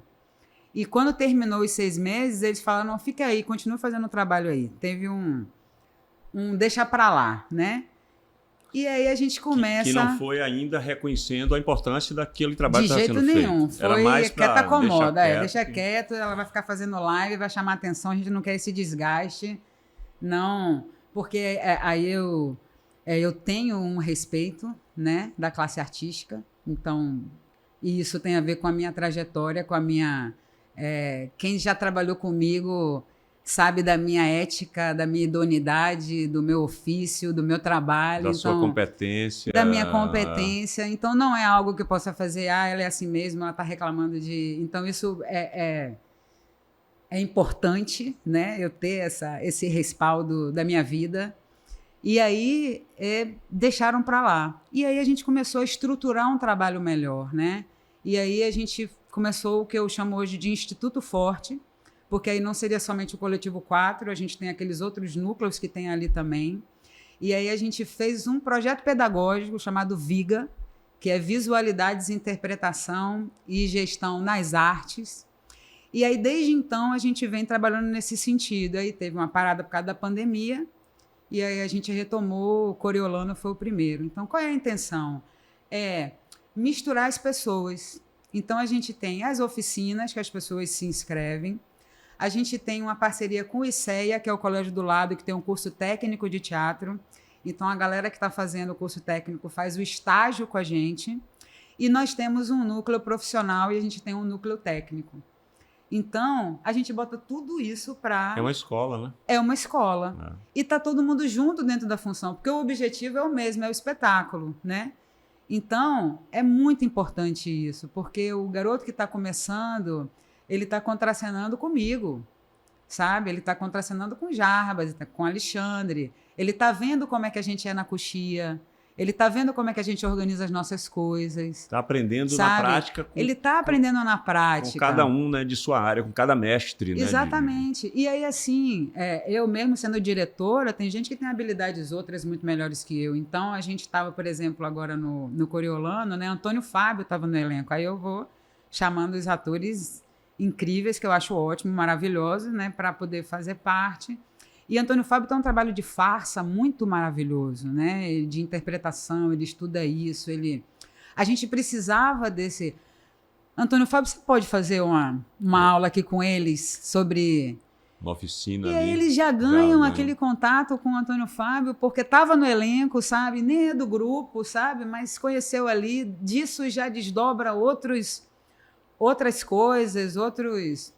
Então, aí, Maurício Martins, ele faz o figurino, aí transforma numa oficina. E que é ali do lado, ou seja, ali tem uma indústria cultural ali, né? Aí a gente fez uma pintura de arte, aí a gente vai ali, Will, você pode pintar aqui, aí o Will sobe. Então, assim, é de fato uma estrutura, porque se a gente precisa de uma pintura de arte, tem que ser um pintor de arte para fazer. Você sabe o que me lembrou, e eu vou trazer, me lembrou o TVLier, de Luiz Fernando Carvalho na Rede Globo, que é uma indústria. Luiz Fernando conseguiu, dentro do Projac, lá no cantinho, mas porque aquilo é imenso, Sim. Dentro da floresta, o TVLier, que é um lugar muito artesanal, onde toda a estrutura é para favorecer qualquer movimento de ator. Tem almofadas, tem água, tem papel, tem caneta, tem lápis, tem... É um ateliê, Maravilha. Um TVLier. Maravilha. Que exatamente assim. Então, quando eu fui lá fazer um trabalho de preparação de elenco do Velho Chico, de um elenco específico para uma cena, que ele me chamou, é que eu tive acesso a uma coisa que eu conhecia de longe. Você me falou, lembrou, porque tem assim, o povo trabalhando adereços, grandes profissionais trabalhando e os atores têm acesso. Gente. Quando o ator... É exatamente isso, olha só. Quando o ator está ali fazendo um personagem que você, dirigindo, você imagina como vai ser a coroa desse rei, você fala para o profissional, que é uma coroa específica, ele vai lá trabalhar de acordo com a sua criação. Então, isso aí. É um núcleo de criação de arte sem limite, né? Não, e os desdobramentos disso, porque, por exemplo, a galera do ICEA, né, eles têm uma carga horária que eles têm que dar de 140 horas. E eu sou absolutamente rigorosa com isso, né? Então, assim, a gente não tem 140 horas de ensaio. Então, eles fazem outras funções lá dentro. Então, eu boto para acompanhar um ensaio de uma outra coisa que está lá acontecendo. Para preencher, para não ficar parada, como você falou. Se ficar parada, a criança querendo aprender, o ser humano querendo... Né? E, assim, é importante assistir um ensaio de outra pessoa, entendeu? Olha, hoje Maurício vai precisar de uma ajuda, você hoje vai ajudar Maurício lá. hoje vai chegar um material aqui de Luciano e vocês 3 vão lá para baixo para poder pegar o material de iluminação. Porque eles não vão fazer iluminação, mas só de você carregar um refletor, você já começa a entender que aquilo dali tem um peso, E que a você- pessoa quando está na cima da escada pegando um refletor, o que significa aquilo, entende? Então, essa visão geral é que vai fazendo com que o ator fique melhor em cena, sabe? Não, e você está formando pessoas como você foi formada, né? Como eu fui formada. Pessoas que sejam capazes de dar um jeito nesses lugares que você falou que a gente vai, às vezes, no interior. Aí eu vou trazer uma outra coisa aqui. Legal estar falando sobre isso, porque é o seguinte, tem uma coisa que eu acho muito séria que a gente precisa estar atento. Por exemplo, no teatro, no Centro Cultural de Itabuna, que é um teatro do governo, feito na época de João Duval Carneiro, eu entrei lá com um espetáculo, dirigindo um espetáculo de música do meu irmão, e lá não tinha um funcionário do teatro para subir na escada e pregar um cenário. Olha, isso é muito grave, porque o pé direito é muito alto e tivemos que... Eu já fiz isso. No começo do Teatro em Itabuna, eu dava nó em pingo d'água fisicamente. Eu sempre tive uma estrutura que me permitia subir naquela estrutura toda. Hoje não, eu estou com 59 anos, eu não vou correr esse risco. Mas um amigo meu foi, Adilson Nascimento, um músico, alguém segurando aquela escada perigosíssima, que deve ter uns 5 metros de altura. Então é legal trazer isso aqui pelo seguinte, um teatro que se é do governo, qualquer teatro, mas se ele é do governo, tem que ter o funcionário para atender aqueles atores que entram ali, senão eles vão ter que dar um jeito e correm risco, né? É perigoso isso. Amigo, você foi num ponto aí assim que tem muitos desdobramentos, sabe? Que está dentro de uma cadeia produtiva das artes, né? Assim, essas funções, elas estão sumindo. Pois é. Um maquinista, por exemplo, de um teatro, né? Um eletricista, E aí é muito triste, né? Um dos nossos objetivos, inclusive, do Instituto Forte, é certificar esses profissionais de muitos anos nessas áreas, sabe? E que não vão conseguir se aposentar dentro de suas funções, porque não tem uma formação de cenotécnico, porque não tem uma formação de cenógrafo, embora sejam as referências dos cenógrafos, embora sejam as referências dos cenotécnicos. E aí a gente tem toda uma cadeia de pessoas, de aprendizagens, de entendimentos, de traquitanas, de amarraduras, de pernas, sabe, de bambolina, de como você colocar, de como ela tem que ser, que vai se perdendo, né? Assim, esses fundamentos. E se a gente tem, dentro daquilo que eu falei, né, os fundamentos, os princípios respeitados, se a gente tem, por exemplo, uma distribuição de espetáculo, tem que ter essas funções. E aí a gente tem realmente uma equipe de trabalho funcionando. Nos lugares todos, Nos né? lugares todos. Em Itabuna, em Vitória da Conquista, Em no todos os sertão da Bahia. lugares. Se a gente for, a gente vai encontrar aqueles profissionais que falam a mesma língua. Que falam a mesma língua. Exatamente. E você tem, eu vou te dizer, uma série de pessoas que adorariam trabalhar nessas funções, trabalhar nas artes, mas nem sabem que elas existem. Entende? Assim, não sabem que elas existem. É triste nesse sentido. E aí é o seguinte, aí outra coisa que eu acho terrível é o seguinte, tem sido uma prática, eu viajando pelo interior com teatro, a gente tem que pagar um bilheteiro que às vezes ele não existe, nós temos que inventar uma pessoa que tem uma expertise que ela tem que ter. Como é que você vende o ingresso para uma pessoa e tem que pagar uma pessoa para receber o ingresso? Então, a gente que não tem um subsídio financeiro para produzir, a gente vai ter que pagar num teatro que você já paga a pauta, você tem que pagar um bilheteiro, você tem que pagar uma pessoa para receber o bilhete, você tem que pagar alguém que para subir numa escada, se tiver essa pessoa, se não tiver, enfim. Mas nesse sentido, muita coisa cai na conta dos artistas, não só isso, viu? Assim, a gente tem que formar essa plateia. Mas você quer ver uma coisa muito louca que eu acho também? É meia entrada, sabe? Eu acho que a lei, assim, meia entrada é quem é que paga a outra metade. Entende? Ninguém paga a outra metade. Porque se você então, vai no médico, você não vai pagar meia você consulta. Você não paga meia, Não, e assim, eu acho que a lei falta um pedaço ainda. Acho que se um espetáculo tiver lá X pessoas que foram de meia entrada, eu acho que o Estado, o governo, tem que então pagar ali aquela outra metade. Entendeu? Assim, se é uma lei que eles fizeram e eles não subsidiam essa montagem, não, a gente deu dinheiro para fazer essa montagem, então eu quero uma quantidade de meia. Justíssimo. Tudo bem. Agora, você não participou em nada daquilo dali, aí você cria uma lei que você tem que pagar a metade de outra Perfeito. pessoa, é um absurdo. Eu acho inacreditável. Quer ver uma outra coisa agora, que é do momento? Acessibilidade.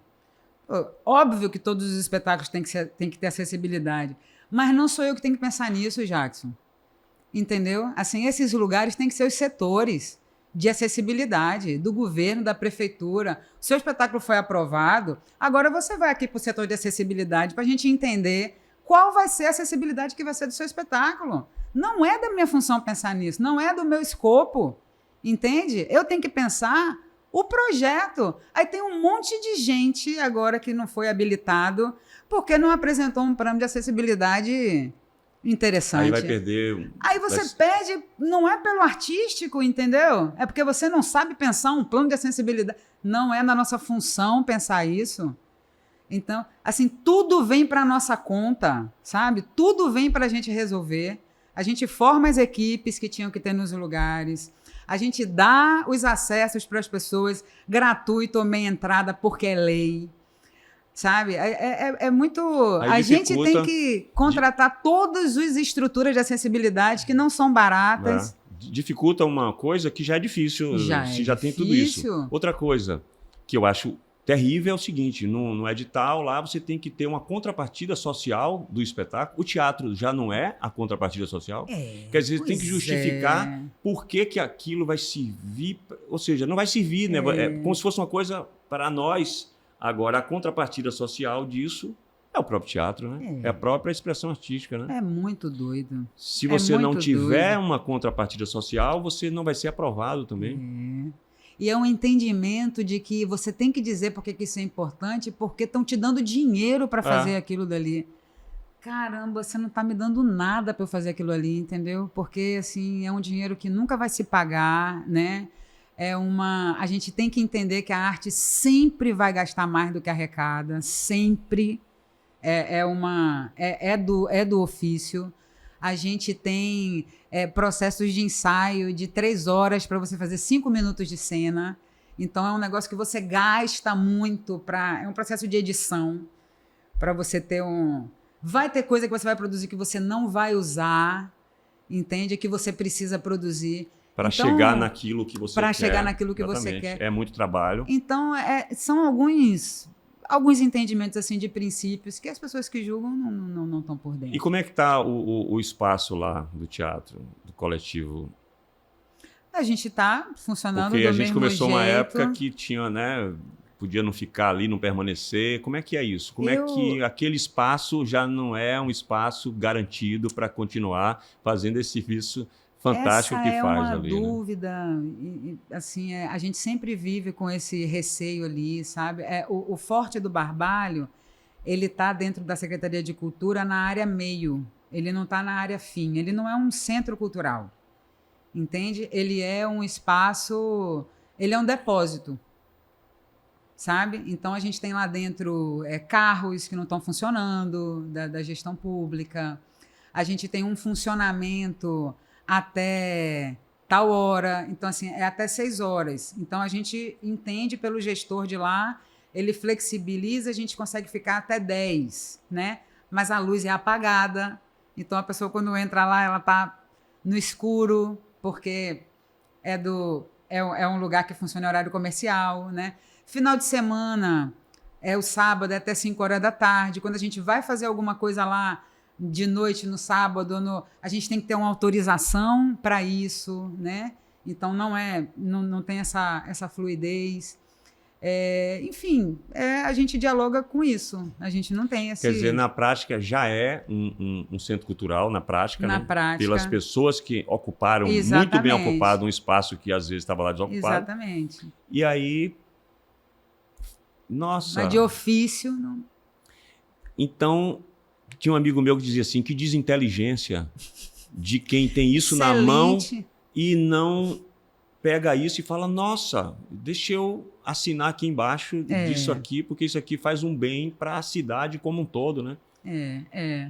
Mas a cidade não me vê como uma aliada, não.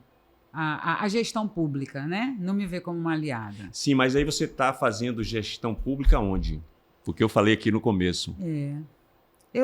Enfim, né? Eu estou fazendo... Pelo mundo aí, onde tiver... Exatamente, onde eu tiver a oportunidade de fazer, né? Então, hoje, por exemplo, eu estou como professora substituta na UFRB. E já inventei um festival lá com a galera. A gente vai fazer no final do ano, em dezembro, um festival para apresentar os resultados de disciplina, sabe? Porque, para mim, é importante que eles entendam esse conceito. Então, eu tenho uma disciplina lá que eu estou dando aula que chama de gestão técnica, que é uma disciplina super abrangente, e eu inventei esse festival com a galera, sabe? Porque a gente não vai aprender sobre isso falando sobre isso. Eu vou precisar realmente que eles estejam lá no lugar das coisas acontecendo, das coisas fazendo, né? E aí vou fazendo desse jeito, vou fazendo no Forte, vou fazendo lá, vou fazendo nos grupos que eu apoio, né? Nos grupos que eu coordeno. Aí eu vou trazendo atores convidados para fazer os espetáculos que a gente faz, atores profissionais que estão sem trabalhar, entendeu? Que estão sem fazer e que precisam também desse movimento. É muito importante. Pra você ter uma ideia, eu falei de Antônio Fábio, a gente está fazendo um espetáculo dele agora, um monólogo, né? Outrora, que ele está... É um projeto dele, um texto que foi escrito para ele e tal. Aí depois da experiência de Coriolano, aí ele conversou comigo e fez assim, pô, eu quero fazer Outrora aqui.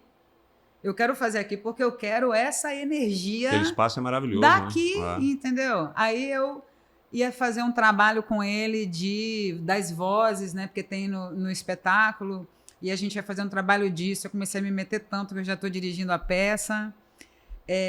A gente fazendo um ensaio, aí Jarbas e Alexandre estavam lá, que estão fazendo o cenário desse espetáculo novo da gente, do Samba Dionísio.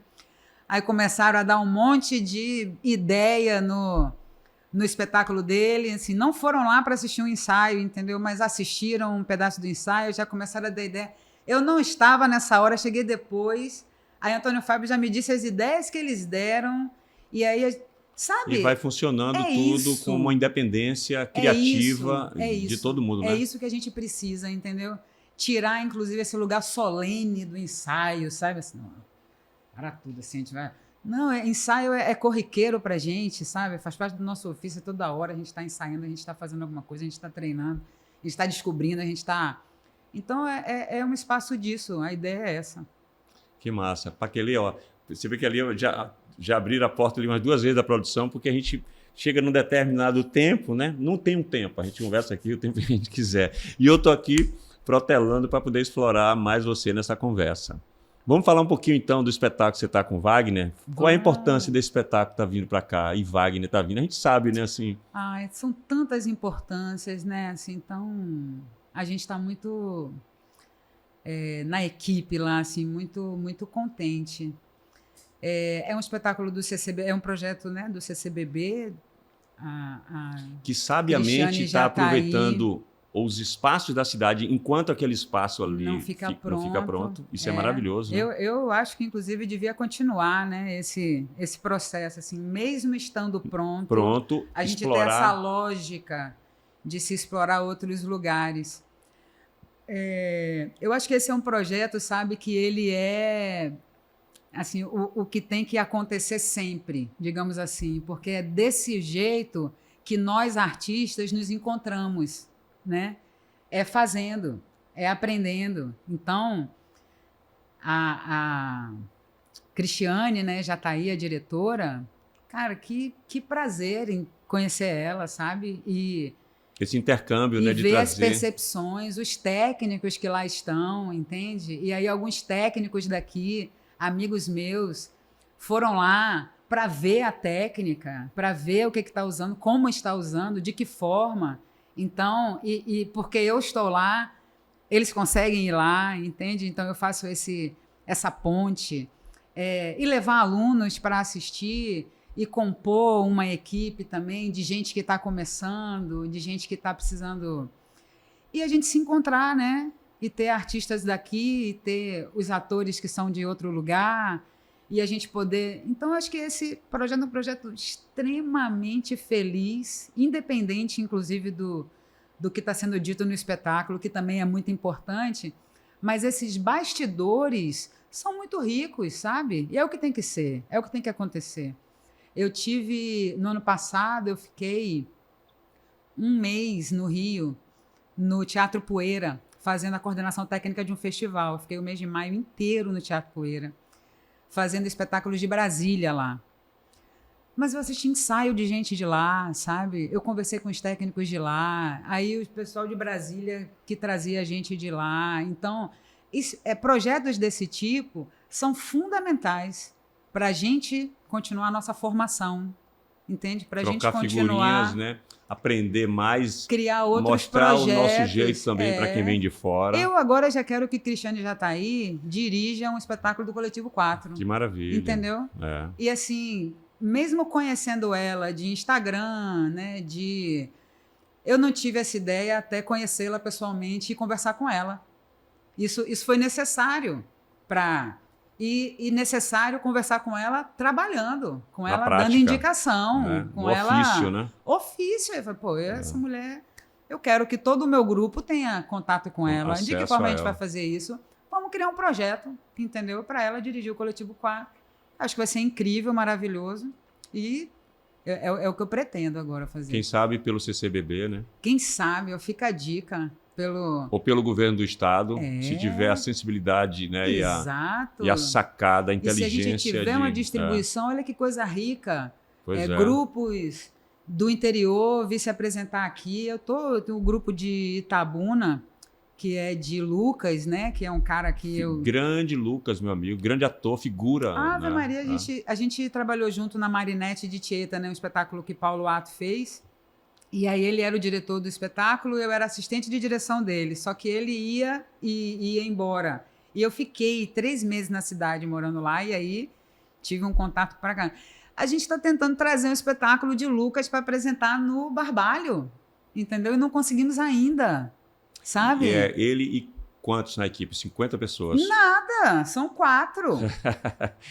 Tão Entendeu? fácil, né? Tão fácil de Isso trazer. não Só deveria basta um suporte, ser né? difícil, exatamente. Isso não deveria ser uma coisa difícil. A gente trazer um espetáculo de Itabuna com 4 pessoas, mais 2 da técnica, assim, 6 pessoas, para ficar 3 dias em Salvador. Sabe? Não devia ser uma coisa difícil fazer isso. E a importância, assim, do povo daqui ver esse povo do interior. Exatamente. E do povo do interior vir para cá. Porque, Exatamente. né, essa troca, esse intercâmbio, né, que é muito bonito, né? E isso que vai estimulando esse pensamento super equivocado de que você tem que sair da sua cidade para você se desenvolver, entende? Então, assim, ó, eu me recuso a fazer isso. Eu me recuso a fazer isso. Eu saio de Salvador para fazer trabalhos e eu volto para Salvador. Eu me recuso a ter esse entendimento de que para eu me desenvolver como profissional, eu preciso sair da minha cidade. É uma tristeza, né? A pessoa né, não ser reconhecida Exatamente. no seu lugar pela grandeza do trabalho que faz e que muitas vezes é reconhecido lá fora. E aí não vamos deixar que essas pessoas que trabalham aqui só sejam reconhecidas por nós quando elas forem para uma mídia grande, porque aí é um provincianismo, é um complexo de vira-lata, eu ouço uma isso falta tanto. de... O que você está fazendo aqui? Não é? Para você me encontrar. Eu estou aqui justamente para você vir aqui e poder me encontrar, entendeu? E poder ter essa troca que você está tendo aqui. E todos esses que o Brasil e o mundo conhecem e a Bahia só passaram a conhecer depois que foram para lá, sempre estiveram aqui, como Wagner falou, e é lindo aquilo que ele fala na entrevista dele, que ele é quem ele é. Porque ele estava aqui. E eu quero ser essa pessoa que fica aqui, entendeu? Eu gosto daqui. Eu também, Eu moro aqui por opção e acho, inclusive, que o meu movimento vai ser sempre de cada vez mais para o interior, entendeu? Eu estou aí nessa. Porque é da minha natureza Vamos também. para esse interior Vamos também. para esse... Eu É. estou muito encantada lá com essa experiência em Santo Amaro, muito mesmo. E acho que assim, se o discurso é decolonial, é se aproximando das tradições do interior que a gente vai realmente resgatar um Brasil profundo, né? Então eu estou nessa, totalmente imbuída dessa expertise. Mas eu gosto da Bahia demais, sabe? Eu acho a Bahia um polo criativo. As pessoas que a gente tem aqui, Jackson, são muito impressionantes. São muito impressionantes, sabe? E muito desrespeitadas, né? Então eu acho que eu estar aqui também conferem um respeito a essas pessoas, sabe, que ficam aqui. Enfim, eu não tenho esse desejo de sair daqui. Eu tenho muito desejo de ficar aqui cada vez mais. Eu também Saio não. para fazer trabalhos Com e toda a volto. dificuldade que a gente encontra, né? E aí, para a gente ir encerrando essa conversa, que se deixar a gente fica aqui conversando até 4 da manhã, mas a gente pode marcar outra conversa aqui depois. Não é, menino? Me deu uma esperança nesse dia 21, ver a classe artística ir para a rua, e me lembrou Castro Alves, quando ele fala: quando nas praças se eleva do povo a sublime voz, um raio ilumina a treva, o Cristo assombra o algoz. Que foi isso que aconteceu, né? Povo na rua, reivindicando com a arma mais poderosa que tem, que é a própria arte, né? Povo cantando, né? E aí reverteu aquela história terrível lá da PEC da bandidagem. Exatamente. Né? Agora, isso é uma coisa que a gente pode também pensar, assim, o quanto a gente precisa estar incomodado para poder gritar, né? Então, dentro do teatro, a gente trabalha com uma área muito importante, né, que é a corporeidade, que faz parte também do meu estudo do doutorado e que, assim, muito resumidamente, ela fala sobre coisas que a gente traz no nosso corpo e que a gente nem entende que a gente traz, mas que a gente reproduz. Então, assim, um exemplo muito, muito prático. Uma vez eu estava na Espanha, num festival de música de madrugada, numa praça, numa cidade. Acabou 3h da manhã, e aí nós éramos em 6 pessoas, e aí uma pessoa, eu era a única brasileira do grupo, aí uma pessoa fez assim: por que a gente não vai andando pro hotel? Era assim umas 6 quadras. E eu, a única brasileira, fiz: gente, não é perigoso? E eles não conseguiam entender do que é que eu estava com medo.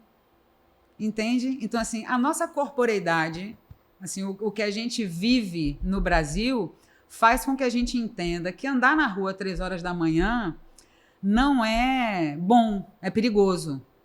Coisas que eles... Qual o perigo? Assim, tanto que eles entenderam que eu estava com preguiça e estava arranjando uma desculpa, né? Eu falei, então vamos. Aí eu, caramba, realmente, assim, como a gente traz... E acho que a nossa corporeidade brasileira, né, e que vem de uma escravidão de 350 anos e que vem de um momento de república extremamente mentiroso, né, onde os donos de escravos compraram título de república, depois compraram título de nobreza, e que a gente só tem uma democracia há 40 anos. Então, a nossa corporeidade é de calar, sabe? A gente só começa realmente a falar alguma coisa quando fica insuportável, quando a gente não aguenta mais. E acho que se a gente falasse mais em doses homeopáticas, quando aquilo nos... talvez então, a gente não ficasse então deixa eu dizer 3 estrofezinhas de um poema, porque tem tudo a ver com isso, e para as pessoas também entenderem por que eu digo poema, que eu adoro poema. Porque tem tudo a ver com isso, porque se a gente não falar, olha o que acontece, né? De Eduardo Alves da Costa. Tem uma coisa que ele fala antes, mas isso aqui que é o que o povo conhece mais. Na primeira noite eles se aproximam, roubam uma flor do nosso jardim e não dizemos nada. Perfeito. Na segunda noite já não se escondem, pisam as flores, matam nosso cão e não dizemos nada. Até que um dia o mais frágil deles entra sozinho em nossa casa, rouba-nos a luz e, conhecendo nosso medo, arranca-nos a voz da garganta e já não podemos dizer nada. Então, assim, se a gente, sentiu incomodado, a gente fala, tá incomodando, esses caras não vão acumulando esse absurdo que a gente recebe de vez ali numa PEC da bandidagem. Sabe? Exatamente. E é assim a gente parar de normalizar absurdos, né? Então, a gente hoje ser um estado e uma cidade onde todas as gestões falam que nós somos 100% cultura e arte, e na prática a gente não ter 1% dos impostos arrecadados revestidos a isso, mentira. Tá errado. Tá fora da ordem, como escreve. Tem uma coisa aí que tá fora da ordem, né? Entendeu? Porque a gente não vê segurança pública, que leva bastante desse dinheiro, educação, que leva bastante desse dinheiro, saúde, que leva bastante desse dinheiro. A gente não vê representado nas campanhas políticas. A gente não vê. Entendeu? O carro-chefe das campanhas é sempre a nossa arte, exatamente, a nossa cultura, a nossa estética, a nossa beleza. E isso não está representado na fatia de orçamento, entende? Então, a gente vive uma mentira, sabe? E o nosso dever é com a verdade, sabe? O artista, ele trabalha com a verdade. O teatro é sobre verdade, entende? Embora muitas pessoas associem a mentira, quando você vai assistir uma peça, já está compactado, já tá pactuado que aquilo dali é uma encenação. Isso é fantástico. Só que se não for feito com verdade, você não acredita. Exatamente. Então, a gente trabalha com verdade, entende? E eu, por trabalhar com verdade, falo verdade. Com transparência e com verdade. É, exatamente. Paquelê tem que acabar, porque sim, né? Tem que acabar, senão a gente continuava conversando. Bom, a gente continua outro dia. Outro então, dia para falar. Hora. Que alegria estar aqui falando com você, aprendendo assim, né, a sua visão mesmo, que é muito legal assim do teatro.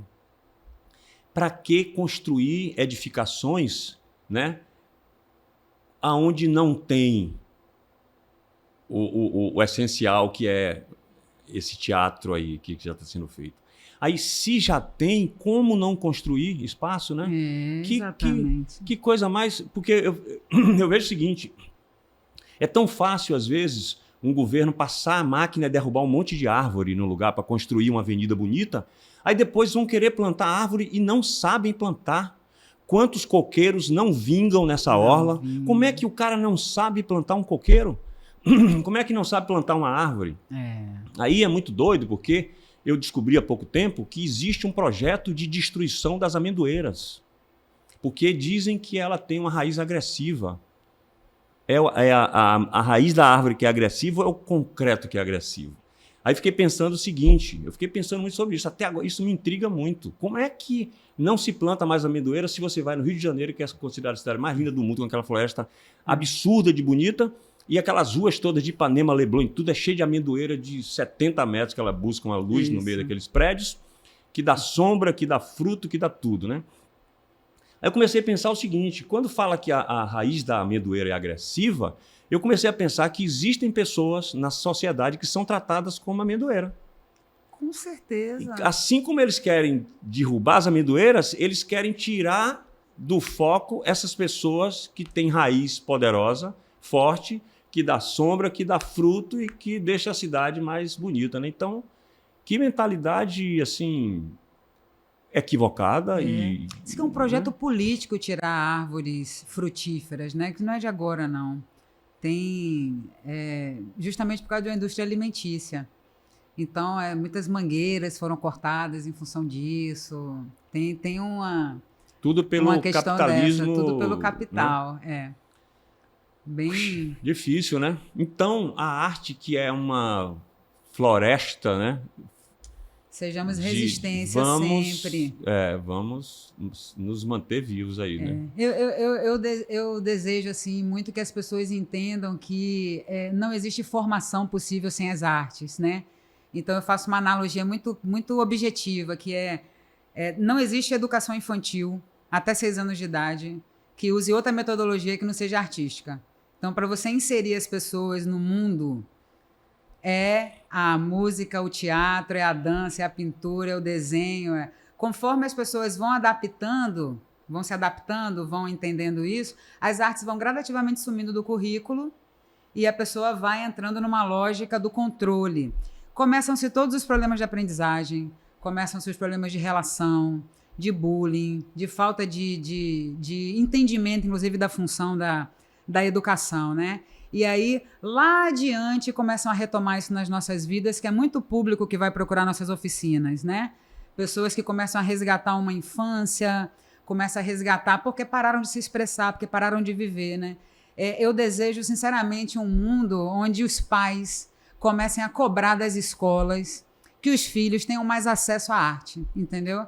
Olha, eu quero que meus filhos vão a museus, eu quero que eles vão a exposições, eu quero que eles assistam espetáculos de dança, de teatro, de circo, de música. Eu quero isso, porque se as pessoas começarem a exigir isso das escolas, talvez funcione melhor, entendeu? Uma lógica de distribuição das artes. E salva mais da prisão. E tira dessa galera. Do celular, né? Que às vezes fala assim, tome aqui um celular para poder... Exatamente. Né, resolver não, aí a própria educação, a gente tem já Suíça, Noruega, essa galera toda, na educação infantil, Não tem mais digital. Acabou. Porque as pessoas estão perdendo, inclusive, a coordenação motora, as crianças, entendeu? Eles estão voltando para uma lógica do artesão, do artístico, do faça você mesmo. Que o teatro que é desse jeito que você aprende. traz Que são tudo as isso. artes. Exatamente, que são as artes. É a metodologia artística. Não tem, o que desenvolve a pessoa é a arte, entende? Não. O que ela vai ser quando ela crescer, a formação que ela vai ter, a profissão, é outro assunto, sabe? Mas quem faz a pessoa interagir no mundo é a arte. Entendeu? Você que está nos ouvindo e nos vendo, Paquelê, maravilha. Quero dizer que esse pod é idealizado por Adriano Moraes, músico e empresário, e Luciano Suede também, que é da comunicação. Aí tem na produção aqui Pitoco, que trabalha aqui dentro fazendo um monte de coisa. Você vê que, assim como um Que teatro, legal. né? Aqui tem uma equipe grande, tem Kainan, que faz produção, tem Breno, que está chegando agora também na produção, tem W, que fica ali, se a gente precisa, ele conecta a gente com a internet e comanda essas câmeras. Tem Holanda, que está sempre aqui também, dando força, esse monte de gente para poder dar suporte para a gente estar aqui conversando agora. Todos vocês, viu? Muito obrigada, viu? Adorei estar aqui, adorei o convite. A gente estava planejando isso há um tempão. É muito importante a gente ter esses espaços, né, para falar dessa subjetividade, para ela virar, né, alguma coisa mais objetiva e que a gente tenha mais alegrias, né? Desejo. E a gente tem que trabalhar junto no teatro, Vamos Jackson. sim. Já tive a alegria de Precisamos, ser preparado, né, para um filme por você, que é um trabalho muito bonito, muito fino, muito delicado, que a gente precisa tratar junto, contracenando, Eu fazendo também iluminação, acho, eu fazendo também cenário, acho. direção, o Bora que inventar for. alguma coisa aí. Vamos inventar alguma coisa. Vamos. Massa. Obrigada, Axé, sucesso sempre. Valeu. Como pode um peixe vivo viver fora? Vamos lá. Pode.com. Pode.